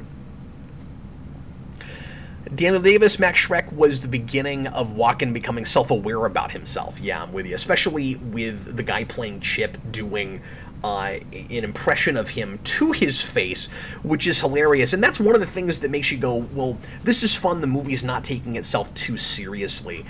And then there's other places where it feels like it very much wants to be taken seriously, and you go, well, then why did you give Penguin so many of those like sexual raunchy jokes that just don't that I don't know, like kind of help to date the movie and don't fit. Maybe they kind of fit this material if you're looking at it as more of like a B horror thing, but it's one of the things that just makes him horribly unlikable.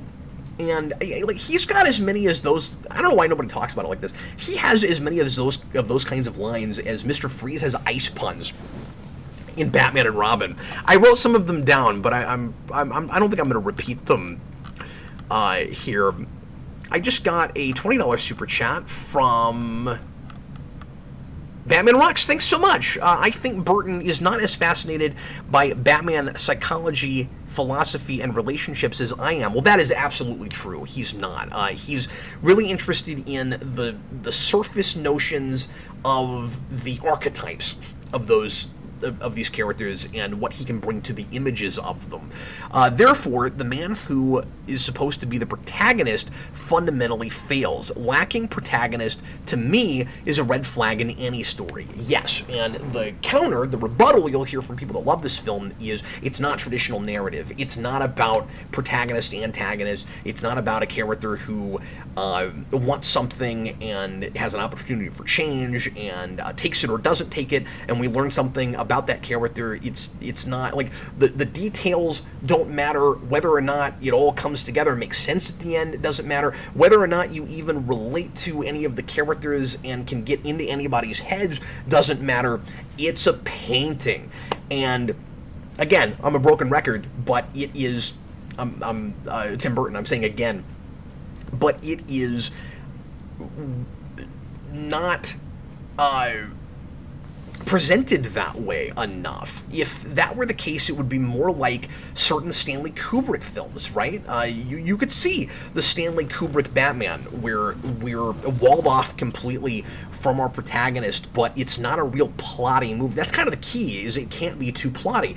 There are things about The Shining that I don't understand that don't make sense, and it's not about those things, and I'm able to appreciate and enjoy that movie. It's not a perfect film, it's not my favorite movie, but but it all feels of a piece, and it's easier to not think about that stuff or not be distracted by it at the very least while I'm watching the movie, because its intent is clear. What it's about, what you're supposed to appreciate about it, is brought to the forefront in the first place. And I think that's what really matters at the end of the day, is that the intent of what the piece is trying to do is clear, and that you're not distracted by the things that you have to ignore in order to appreciate the movie. I don't have that as much with 89. I can break that film apart all day long. That third act doesn't make any kind of sense. It's not about a lot. The original Sam Hamm script is much more about greed and materialism, and that's all in the background in 89, but like, what's the great Batman character arc there? I don't know. Like, he finds out that, I mean, it also is very much about archetypes and you know, kind of fable-y things, and like standard heroic tropes, where, okay, he finds out that he and the Joker created each other, so what about that? Like, it's cool. It's a cool idea. It's a cool notion in the ether, but like, what are we supposed to take from it about that? But it all gels more as a ride, and this doesn't as much for me. The Thinking Cat, aka Neo Normie. I'm seeing some names I don't recognize. At Superhero Rewind, did you ever read about the McDonald's scandal, in that they lost a load of money on Happy Meals due to the darkness of this movie? I personally think it's a 4 out of 10 myself. It rings a bell, but I didn't realize that they lost a ton of money over it. I knew that there were complaints, and I had those Happy Meal toys. By the way, I said earlier that this movie was kind of weird for me as a kid, and I didn't go back to it a lot. There were scenes that really bothered me, and I'm sure a lot of kids had this. It almost feels designed this way, and this is where I go back and forth on the mean-spirited thing, because if it's B-horror, it's not mean-spirited. It's it doesn't take itself too seriously. But the problem is, if kids are watching it, they might feel that it is that way. And as a Batman movie, as a sequel to 89, it certainly feels that way. So I, more than I ever have before, see both sides of the, you know, this is a mean-spirited movie arguments. But when you're a kid, and the big villain plot is the Penguin's going to go murder all the children, it's a little bit disturbing. But I was bothered more by just specific moments, like, and I've talked about this before, but like Catwoman or Selena putting all of her stuffed animals in a garbage disposal. Like, as a kid, that just really bothered me and kind of hurt my feelings. And so I don't have a lot of nostalgia for this movie, weirdly, even though I was a little kid when it came out, and I have so much of that for 89. But one of the things that, for whatever reason, I do have a lot of nostalgia for is the duck. It's a really weird, kind of provocative image, and doesn't go with the Penguin any better than the parasol or the top hat. And I just like it as a totally random thing. Like, okay, they're both birds. It took me a long time before I realized that that's established in a miniature shot where, and I love the miniature work in this movie, by the way. The giant lobster thing in the abandoned zoo, that is awesome. And in that same shot where we've got the kind of crane, or the like helicopter, faux helicopter shot, like moving through, we see remnants of what used to be in that zoo, and apparently there was a tram where you had big yellow ducks, and that's where the duck came from. And I just thought it was really cool that it had that kind of attention to detail. Greg, or Craig again, I think it is mean-spirited. The guy who wrote this also wrote Heathers? I've never heard of that. Plus, Burton made Mars Attacks. That's not necessarily a criticism. And I love Mars Attacks. That is another example of Burton, in my opinion, translating a better script.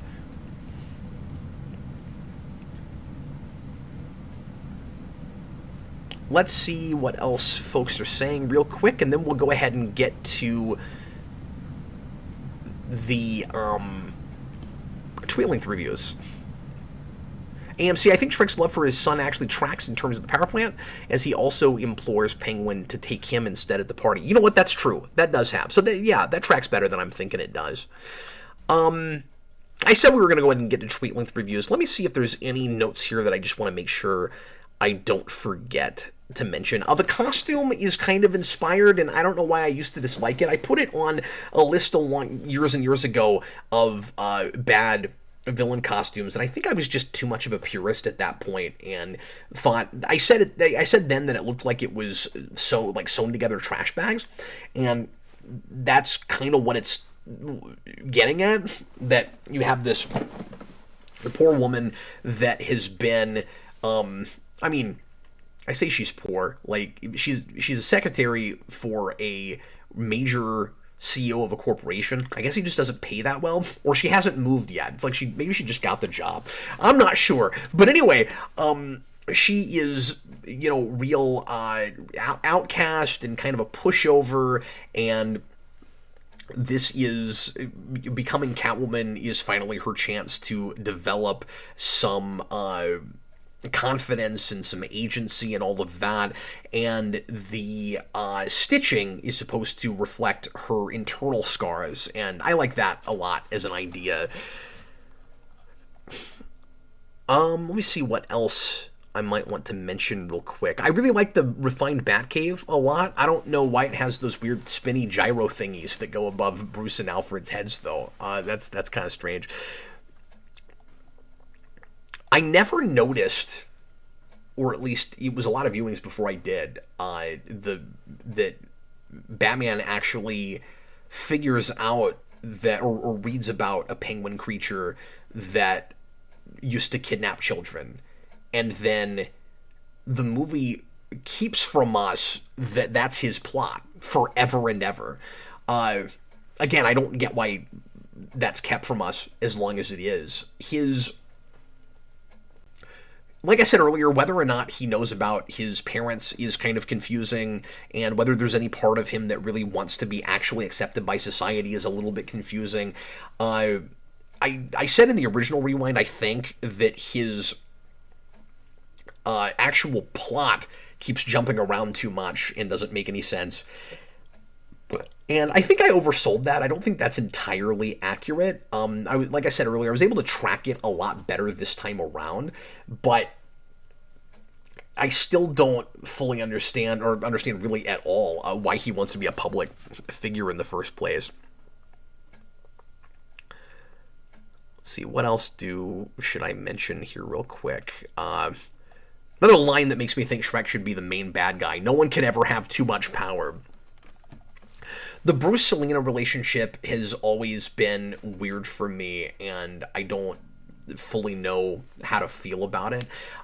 There's a part of me that's like, I get why he would be enamored with someone that has the same duality thing that he does, although he's really into her well before he knows that, and it watches kind of like he might just like her because she's attractive more than because of anything they really have in common. It seems like that schoolboy thing where he can't explain what it is about her that he's attracted to, but he just falls all over himself when she's around, and I might buy that a little bit better if he didn't fall for Vicky in the first movie, and she's such a different, almost totally opposite kind of personality. But at the same time, it's not like he couldn't fall for different kinds of women for different reasons, and that he might not have a totally different kind of response, like almost autonomic response, being attracted to different women. So I'm mixed. I'm conflicted on it at this point. I used to be real against it. And I wish that the movie dealt a little bit more with how doomed that relationship would be from the start and how psychologically damning it is. I don't want to give away. I don't want to talk too much personally about myself, but I think I appreciated it more on this viewing just because I have. In my own past, I have had, a relationship that was not the most healthy kind of thing psychologically.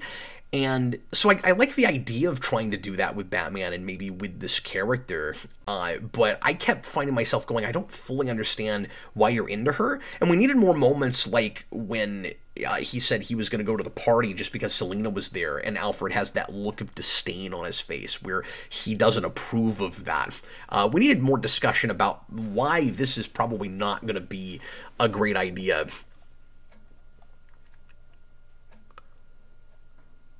What else do I want to mention?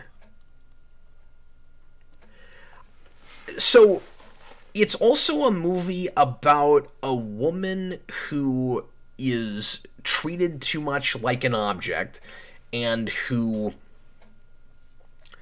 like I said, needs it feels like she can't find her place in the world and her agency and all of that. And she's, everybody kind of over-sexualizes her, and then, or just doesn't notice her. And then, of course, when she becomes Catwoman, she's, fawned over by lots of people, like, by lots of men, and especially Penguin, but there's even, like, security guards that do it. And it's a movie that I had this complaint with the 2004 Catwoman, and this, I think, also has this to kind of some degree, where it's a movie that really uses her for eye candy and, makes her a big sex symbol in a movie about a woman who's trying to be beyond that, and I can't decide if, in this particular instance, that's a bad thing or not, because there's nothing wrong about making women sexy in movies, and, guys finding them attractive and that being a, one of hopefully many reasons that you enjoy a thing and like a thing. Like, Michelle Pfeiffer's a very attractive woman. Catwoman is classically a knockout, and she's got to be able to use her feminine wiles and to be seductive in all of that. But at the same time, it does feel this is that sort of mean-spirited maybe thing where she seems kind of sexually exploited as a character a little bit in a movie about how she's too sexually exploited, maybe. Another thing I just feel a little bit funky about, and a lot of these things I find myself going, I'm seeing both sides of this, I don't know how exactly to feel about it, because the movie is so not good at communication, and because it clearly can't decide what exactly it's getting at with certain things.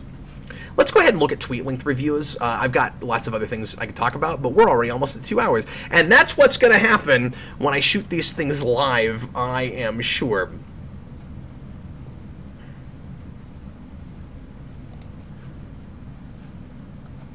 Everybody just bear with me for a minute, because I forgot to bring these up.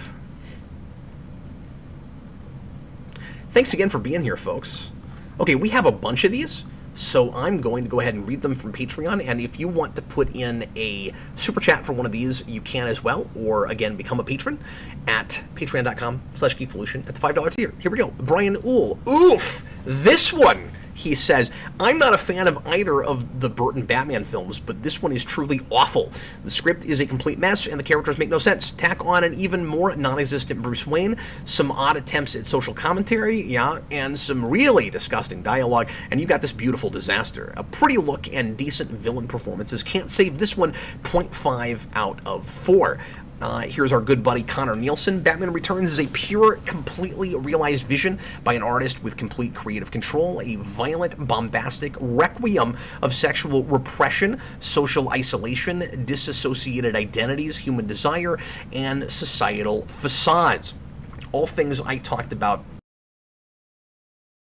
It's also complete nonsense, an incoherent, juvenile, story-free, juvenile's a good word, near structureless mess that feels like a newly disillusioned middle schooler's rambling manifesto on sex, politics, satire, capitalism, and society. Man, 1 out of 4. And yeah, I think it is really important to note that was really well written, Connor. I think it's really important to note that this is right at the beginning of the 90s counterculture movement. You can tell. One of the things that kind of dates it a little bit. Slipmaker, striking visuals, solid performances, and one of my favorite film scores of all time, but a scattershot plot, unfortunately, makes it less than the sum of its parts. I remember it fondly, and some moments will stick with me forever, but it does not hold up on a rewatch.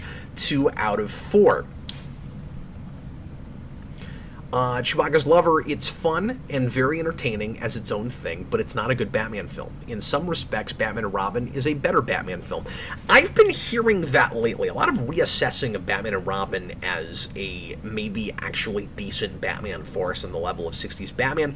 I don't overall happen to agree with that. I mean, there's things that I certainly can enjoy with that movie, and maybe we'll do a revisit on that at some point. I don't know how necessary that is. Would I call that a better movie than this one? I don't know. Those are also kind of difficult things to compare. Its reputation compared to the Schumacher films was it never seemed fair to me. Matt Bat 68, this is a totally guilty pleasure for me. The story and characters make no sense, but by God, the film looks amazing. Agreed, the performances are all really entertaining, and the film is dripping with atmosphere. Not good, but a fun watch. I agree. Super Billy, what can I say? Most of the criticisms leveled at this film are totally valid, and yet I can't help but love it. That is valid. It's more nonsensical and poorly written generally than 89. Generally, I agree with that, while also providing us with more of what made 89 so fantastic, despite its myriad flaws. 2.5 out of 4. Thomas Edgehill, for a so-called Batman movie, there's not a whole lot of Batman, especially in the first half. 1.5 out of 4. And Carl Maxey, I honestly put Batman Returns right up there with Batman 89. The Dark Knight, Matt Reeves' Batman, and Under the Red Hood is the best Batman films in history. Michelle Pfeiffer, Catwoman, stands out like Heath Ledger's Joker. The way she shifts her emotion in a scene is brilliant. I do agree with that. 4 out of 4. But I do find myself wondering if Selina Kyle is so different in the suit because it's liberating for her, or what exactly is going on there. I wish I understood the transformation more of whatever happened when she dropped out of that building and may or may not have been resurrected. Did that instill her with some kind of like cat confidence thing, or is she more or less the Selina she was before when she's not in costume? But she does seem more confident, like in that first scene where she comes in with Shreck, maybe because she's got a thing over on him, over a barrel. But I don't know, I just don't fully understand her psychology after that, is really all I'm trying to say. One thing that's interesting comparing her to Batman, one thing I noticed this time around is that all the comparisons that you can make between the Batman character and Penguin in this is about Bruce Wayne, and all the comparisons that you make with Batman and Catwoman are more about Batman. But this is not a Batman who is exactly Batman first and then uses Bruce Wayne as the philanthropist. I don't think. I've always seen it as he's Batman all the time and isn't even really trying to hide it all that much, and just nobody notices. He just gets really lucky with it. While Selina has completely different types of personas, whether she's in costume or out of costume. And I just think it's kind of interesting that the duality thing with her is actually quite a bit more pronounced than it is with Batman.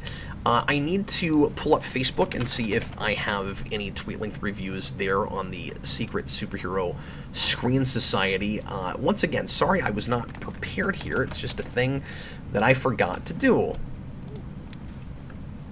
Whenever we do one of these, I will put out a message on Patreon and also Facebook for our... Maybe I didn't put one here. I think I just put it on Patreon. Well, hopefully I'm not missing any, guys. Oh, wait, no, I did. Here we go. There are a few here. But anyway, I'll be making sure that this goes in all the places that our patrons take a look at.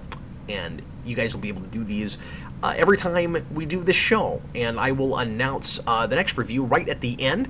We're going to do another Batman thing for Bat March, if I can get it in this month. Okay, Victor Herman. If it was a silent movie, he said the same thing I did. It might be one of the most interesting comic book films ever made. Unfortunately, the characters talk. 2 out of 4. I have spent 2 hours doing this podcast, and the entire thing could have just been that. I agree 100% with that review. That is... that for me right now is a perfect review. Saqib Tariq, the silent movie edit... Somebody else is saying that, is the only way to watch this movie. And I felt so cool for thinking of that without losing your mind. 1 out of 4. Austin, the Day Ghost, just the putty tat I was looking for. Yeah, that's unfortunate. I have a weird habit of just watching these 4 movies while I'm really sick. Returns works like that. 0.5 out of 4. I will... go ahead and give away that I will give a higher rating than a 0.5. Christian Ogden, the movie is a prime example of style over substance. The action and performances are enjoyable, but the plot lacks focus, and it confirms my belief that Penguin should never be the main threat of a movie. Pfeiffer is iconic as Catwoman, and the bittersweet ending is pure Batman. 3 out of 4. It's funny that people didn't seem to call that we would get that Catwoman would survive, and you'd see her on the roof at the end, because the math works out if she's right about actually having 9 lives. I think she says at the end, am I remembering this right, that she saves one, and then she does the really bizarre thing with the what do you call that, with the zapper at the end. Which is actually, now that I think about it, kind of a nice payoff, because she gets that toward the beginning when she's still mousy and aloof. But the taser, that, of course, looks like cat ears, because she's got to have, like, 19 different influences, inspirations for becoming Catwoman. Just owning a cat and liking cats and being resurrected by cats isn't enough. You've got to have all these other things around you that are cat-like. But, yeah, I had forgotten that she gets that at the beginning and then it comes back at the end. And she uses that to blow up the building. And then you get a Matt Shreck, like a skeleton head that looks like the I'm glad you're dead guy.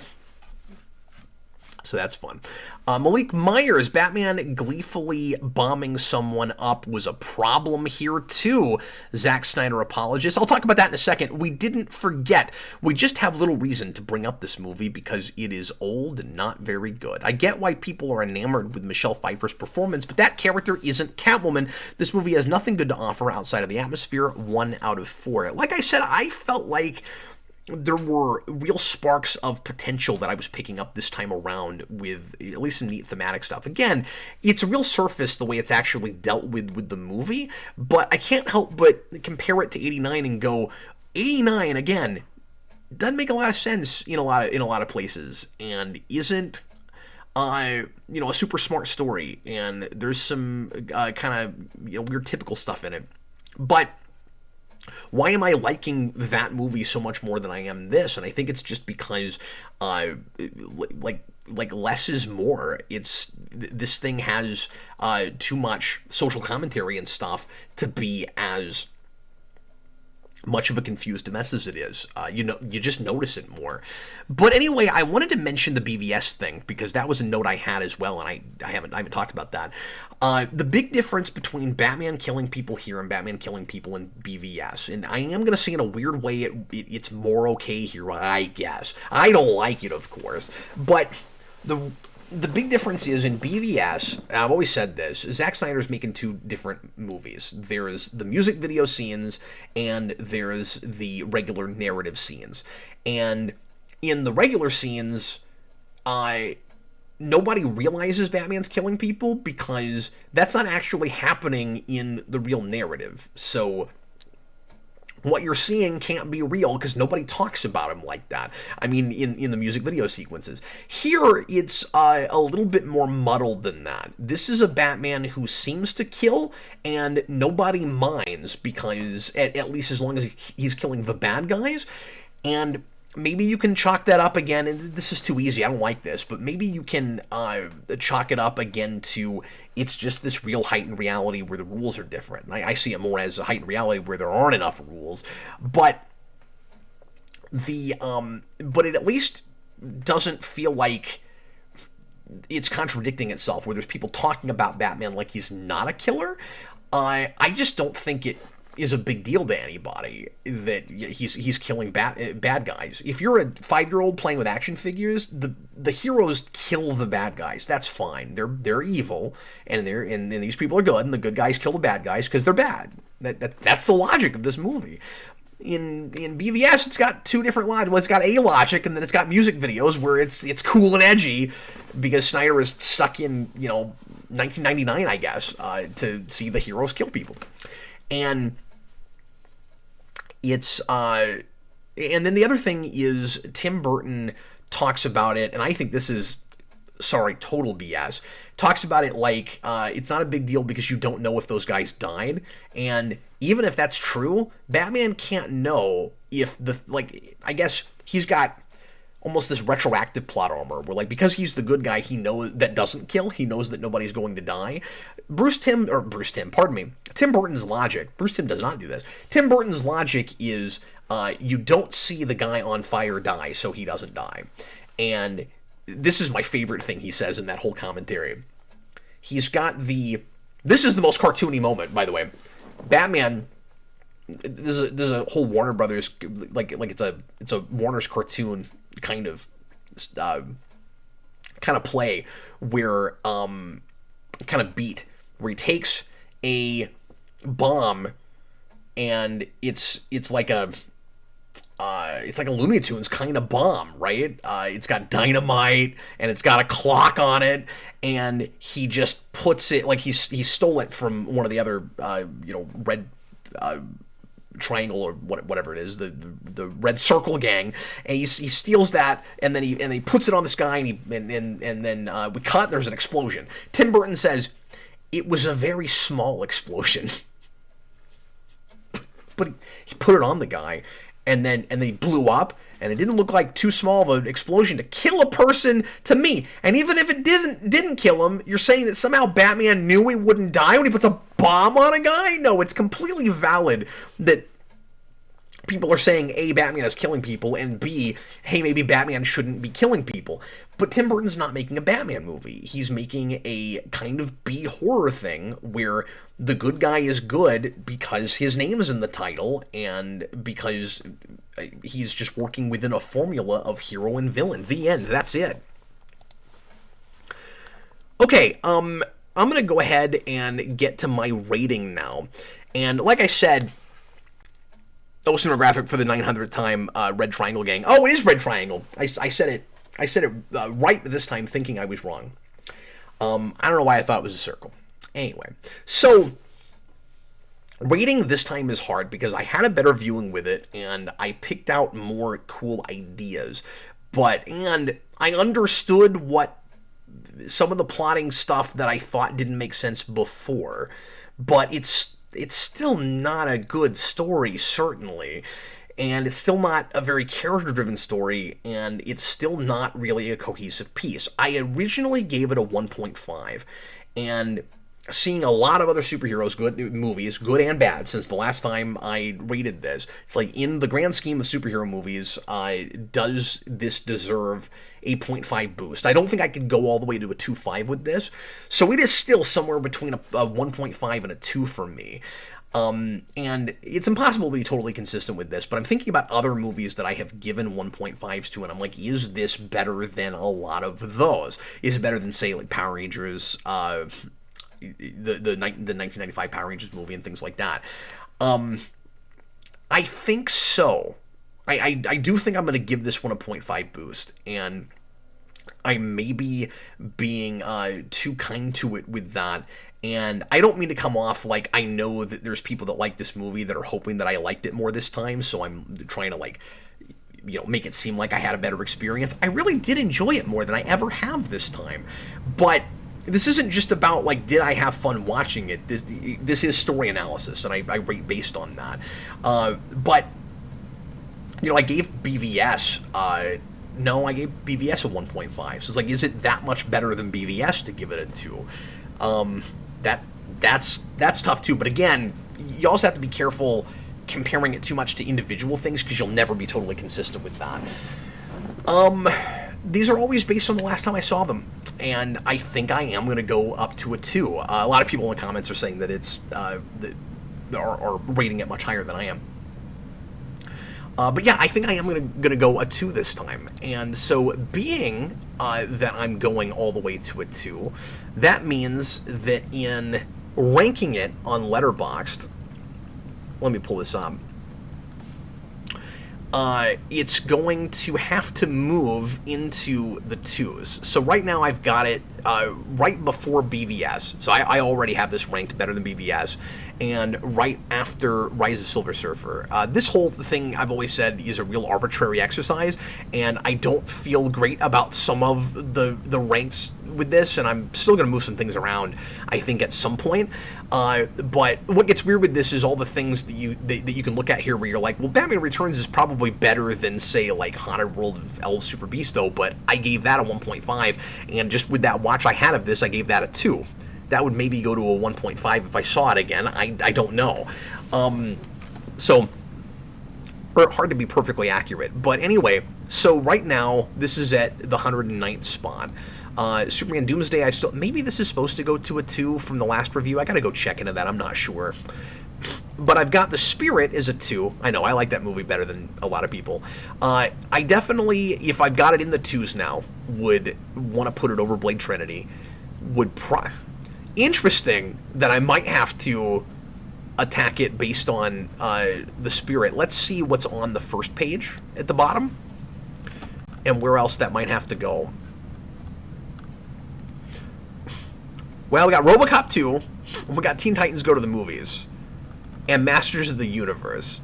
Do I put Batman Returns over RoboCop 2? That's interesting. And then like Spider-Man 3... I think just story-wise, again, you know, this is mostly about story. Story-wise, I think I would still probably put Spider-Man 3 over Batman Returns, except I'd rather watch Batman Returns, I think, just after the viewing I just had. This is tough. I think I may have to put this up against The Spirit and decide which of those is the better movie. So does it go to the 102 spot, or the 101 spot? I definitely want to put it over Blade Trinity. I'd rather watch it than that. And it's more ambitious and more creative than that movie, certainly. Yeah. I think I'm going to put it at the 102 spot. I don't think I can quite put it over The Spirit, and some of you guys are going to think I'm crazy for that, but I just think The Spirit is a little bit better at making its intentions clear and, you know, being what it is. So that is what I'm doing, and I'm sticking to it. So I will get that put in there real soon, right after I'm finished with the show here. Thanks everybody for watching. This was a real long one, but I've never tried one of these live before, and it was a little nerve-wracking trying this. I hope you guys enjoyed it. I hope it worked out okay. I'm going to do these as weekly as possible. We're just going to pick a superhero movie and talk about it real casually, just like we did here. And you guys were wonderful for watching live. Thanks for watching after the fact if you're doing that. Next review, I'm going to do another Batman thing. We're going to go back to animation, and I'm going to finally tackle Batman vs. Two-Face, the 66 movie. I just saw that again a couple weeks ago, and since we're in a Batman mode, I thought it would be cool to finally talk about that and that wonderful William Shatner performance, and really great kind of send-off posthumously for Adam West. So I think this is probably a good time to talk about that. And we're going to be doing, quick plug, a Batman 66 mini marathon of commentaries this week. So it'll go nicely with that. We'll do that on Friday, and then we'll do, hopefully, if the stars align, Batman vs. Two-Face this coming Sunday. That's the plan right now. And if you would like to support Superhero Rewind, support the channel, support the podcast, I am, by the way, going to start getting these back on the podcast feed, so look for that if you prefer to listen to them that way and you're not listening and watching live, but you can go to patreon.com/geekvolution, and you can leave tweet-length reviews at the $5 tier.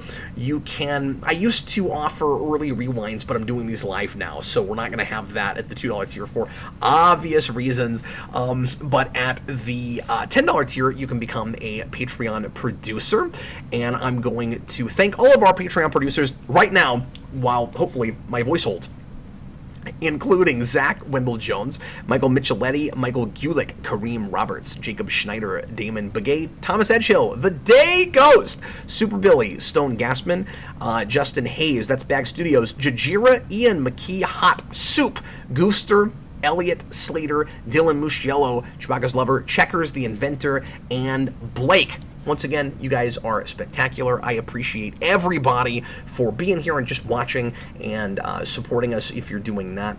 And I will see you again real soon with another one. I'm Captain Logan. This was a lot of fun for me. Please leave your comments and let me know how you thought this worked out as a live, off-the-cuff, totally unedited, uncensored thing. And I will see you again real soon. Later, folks.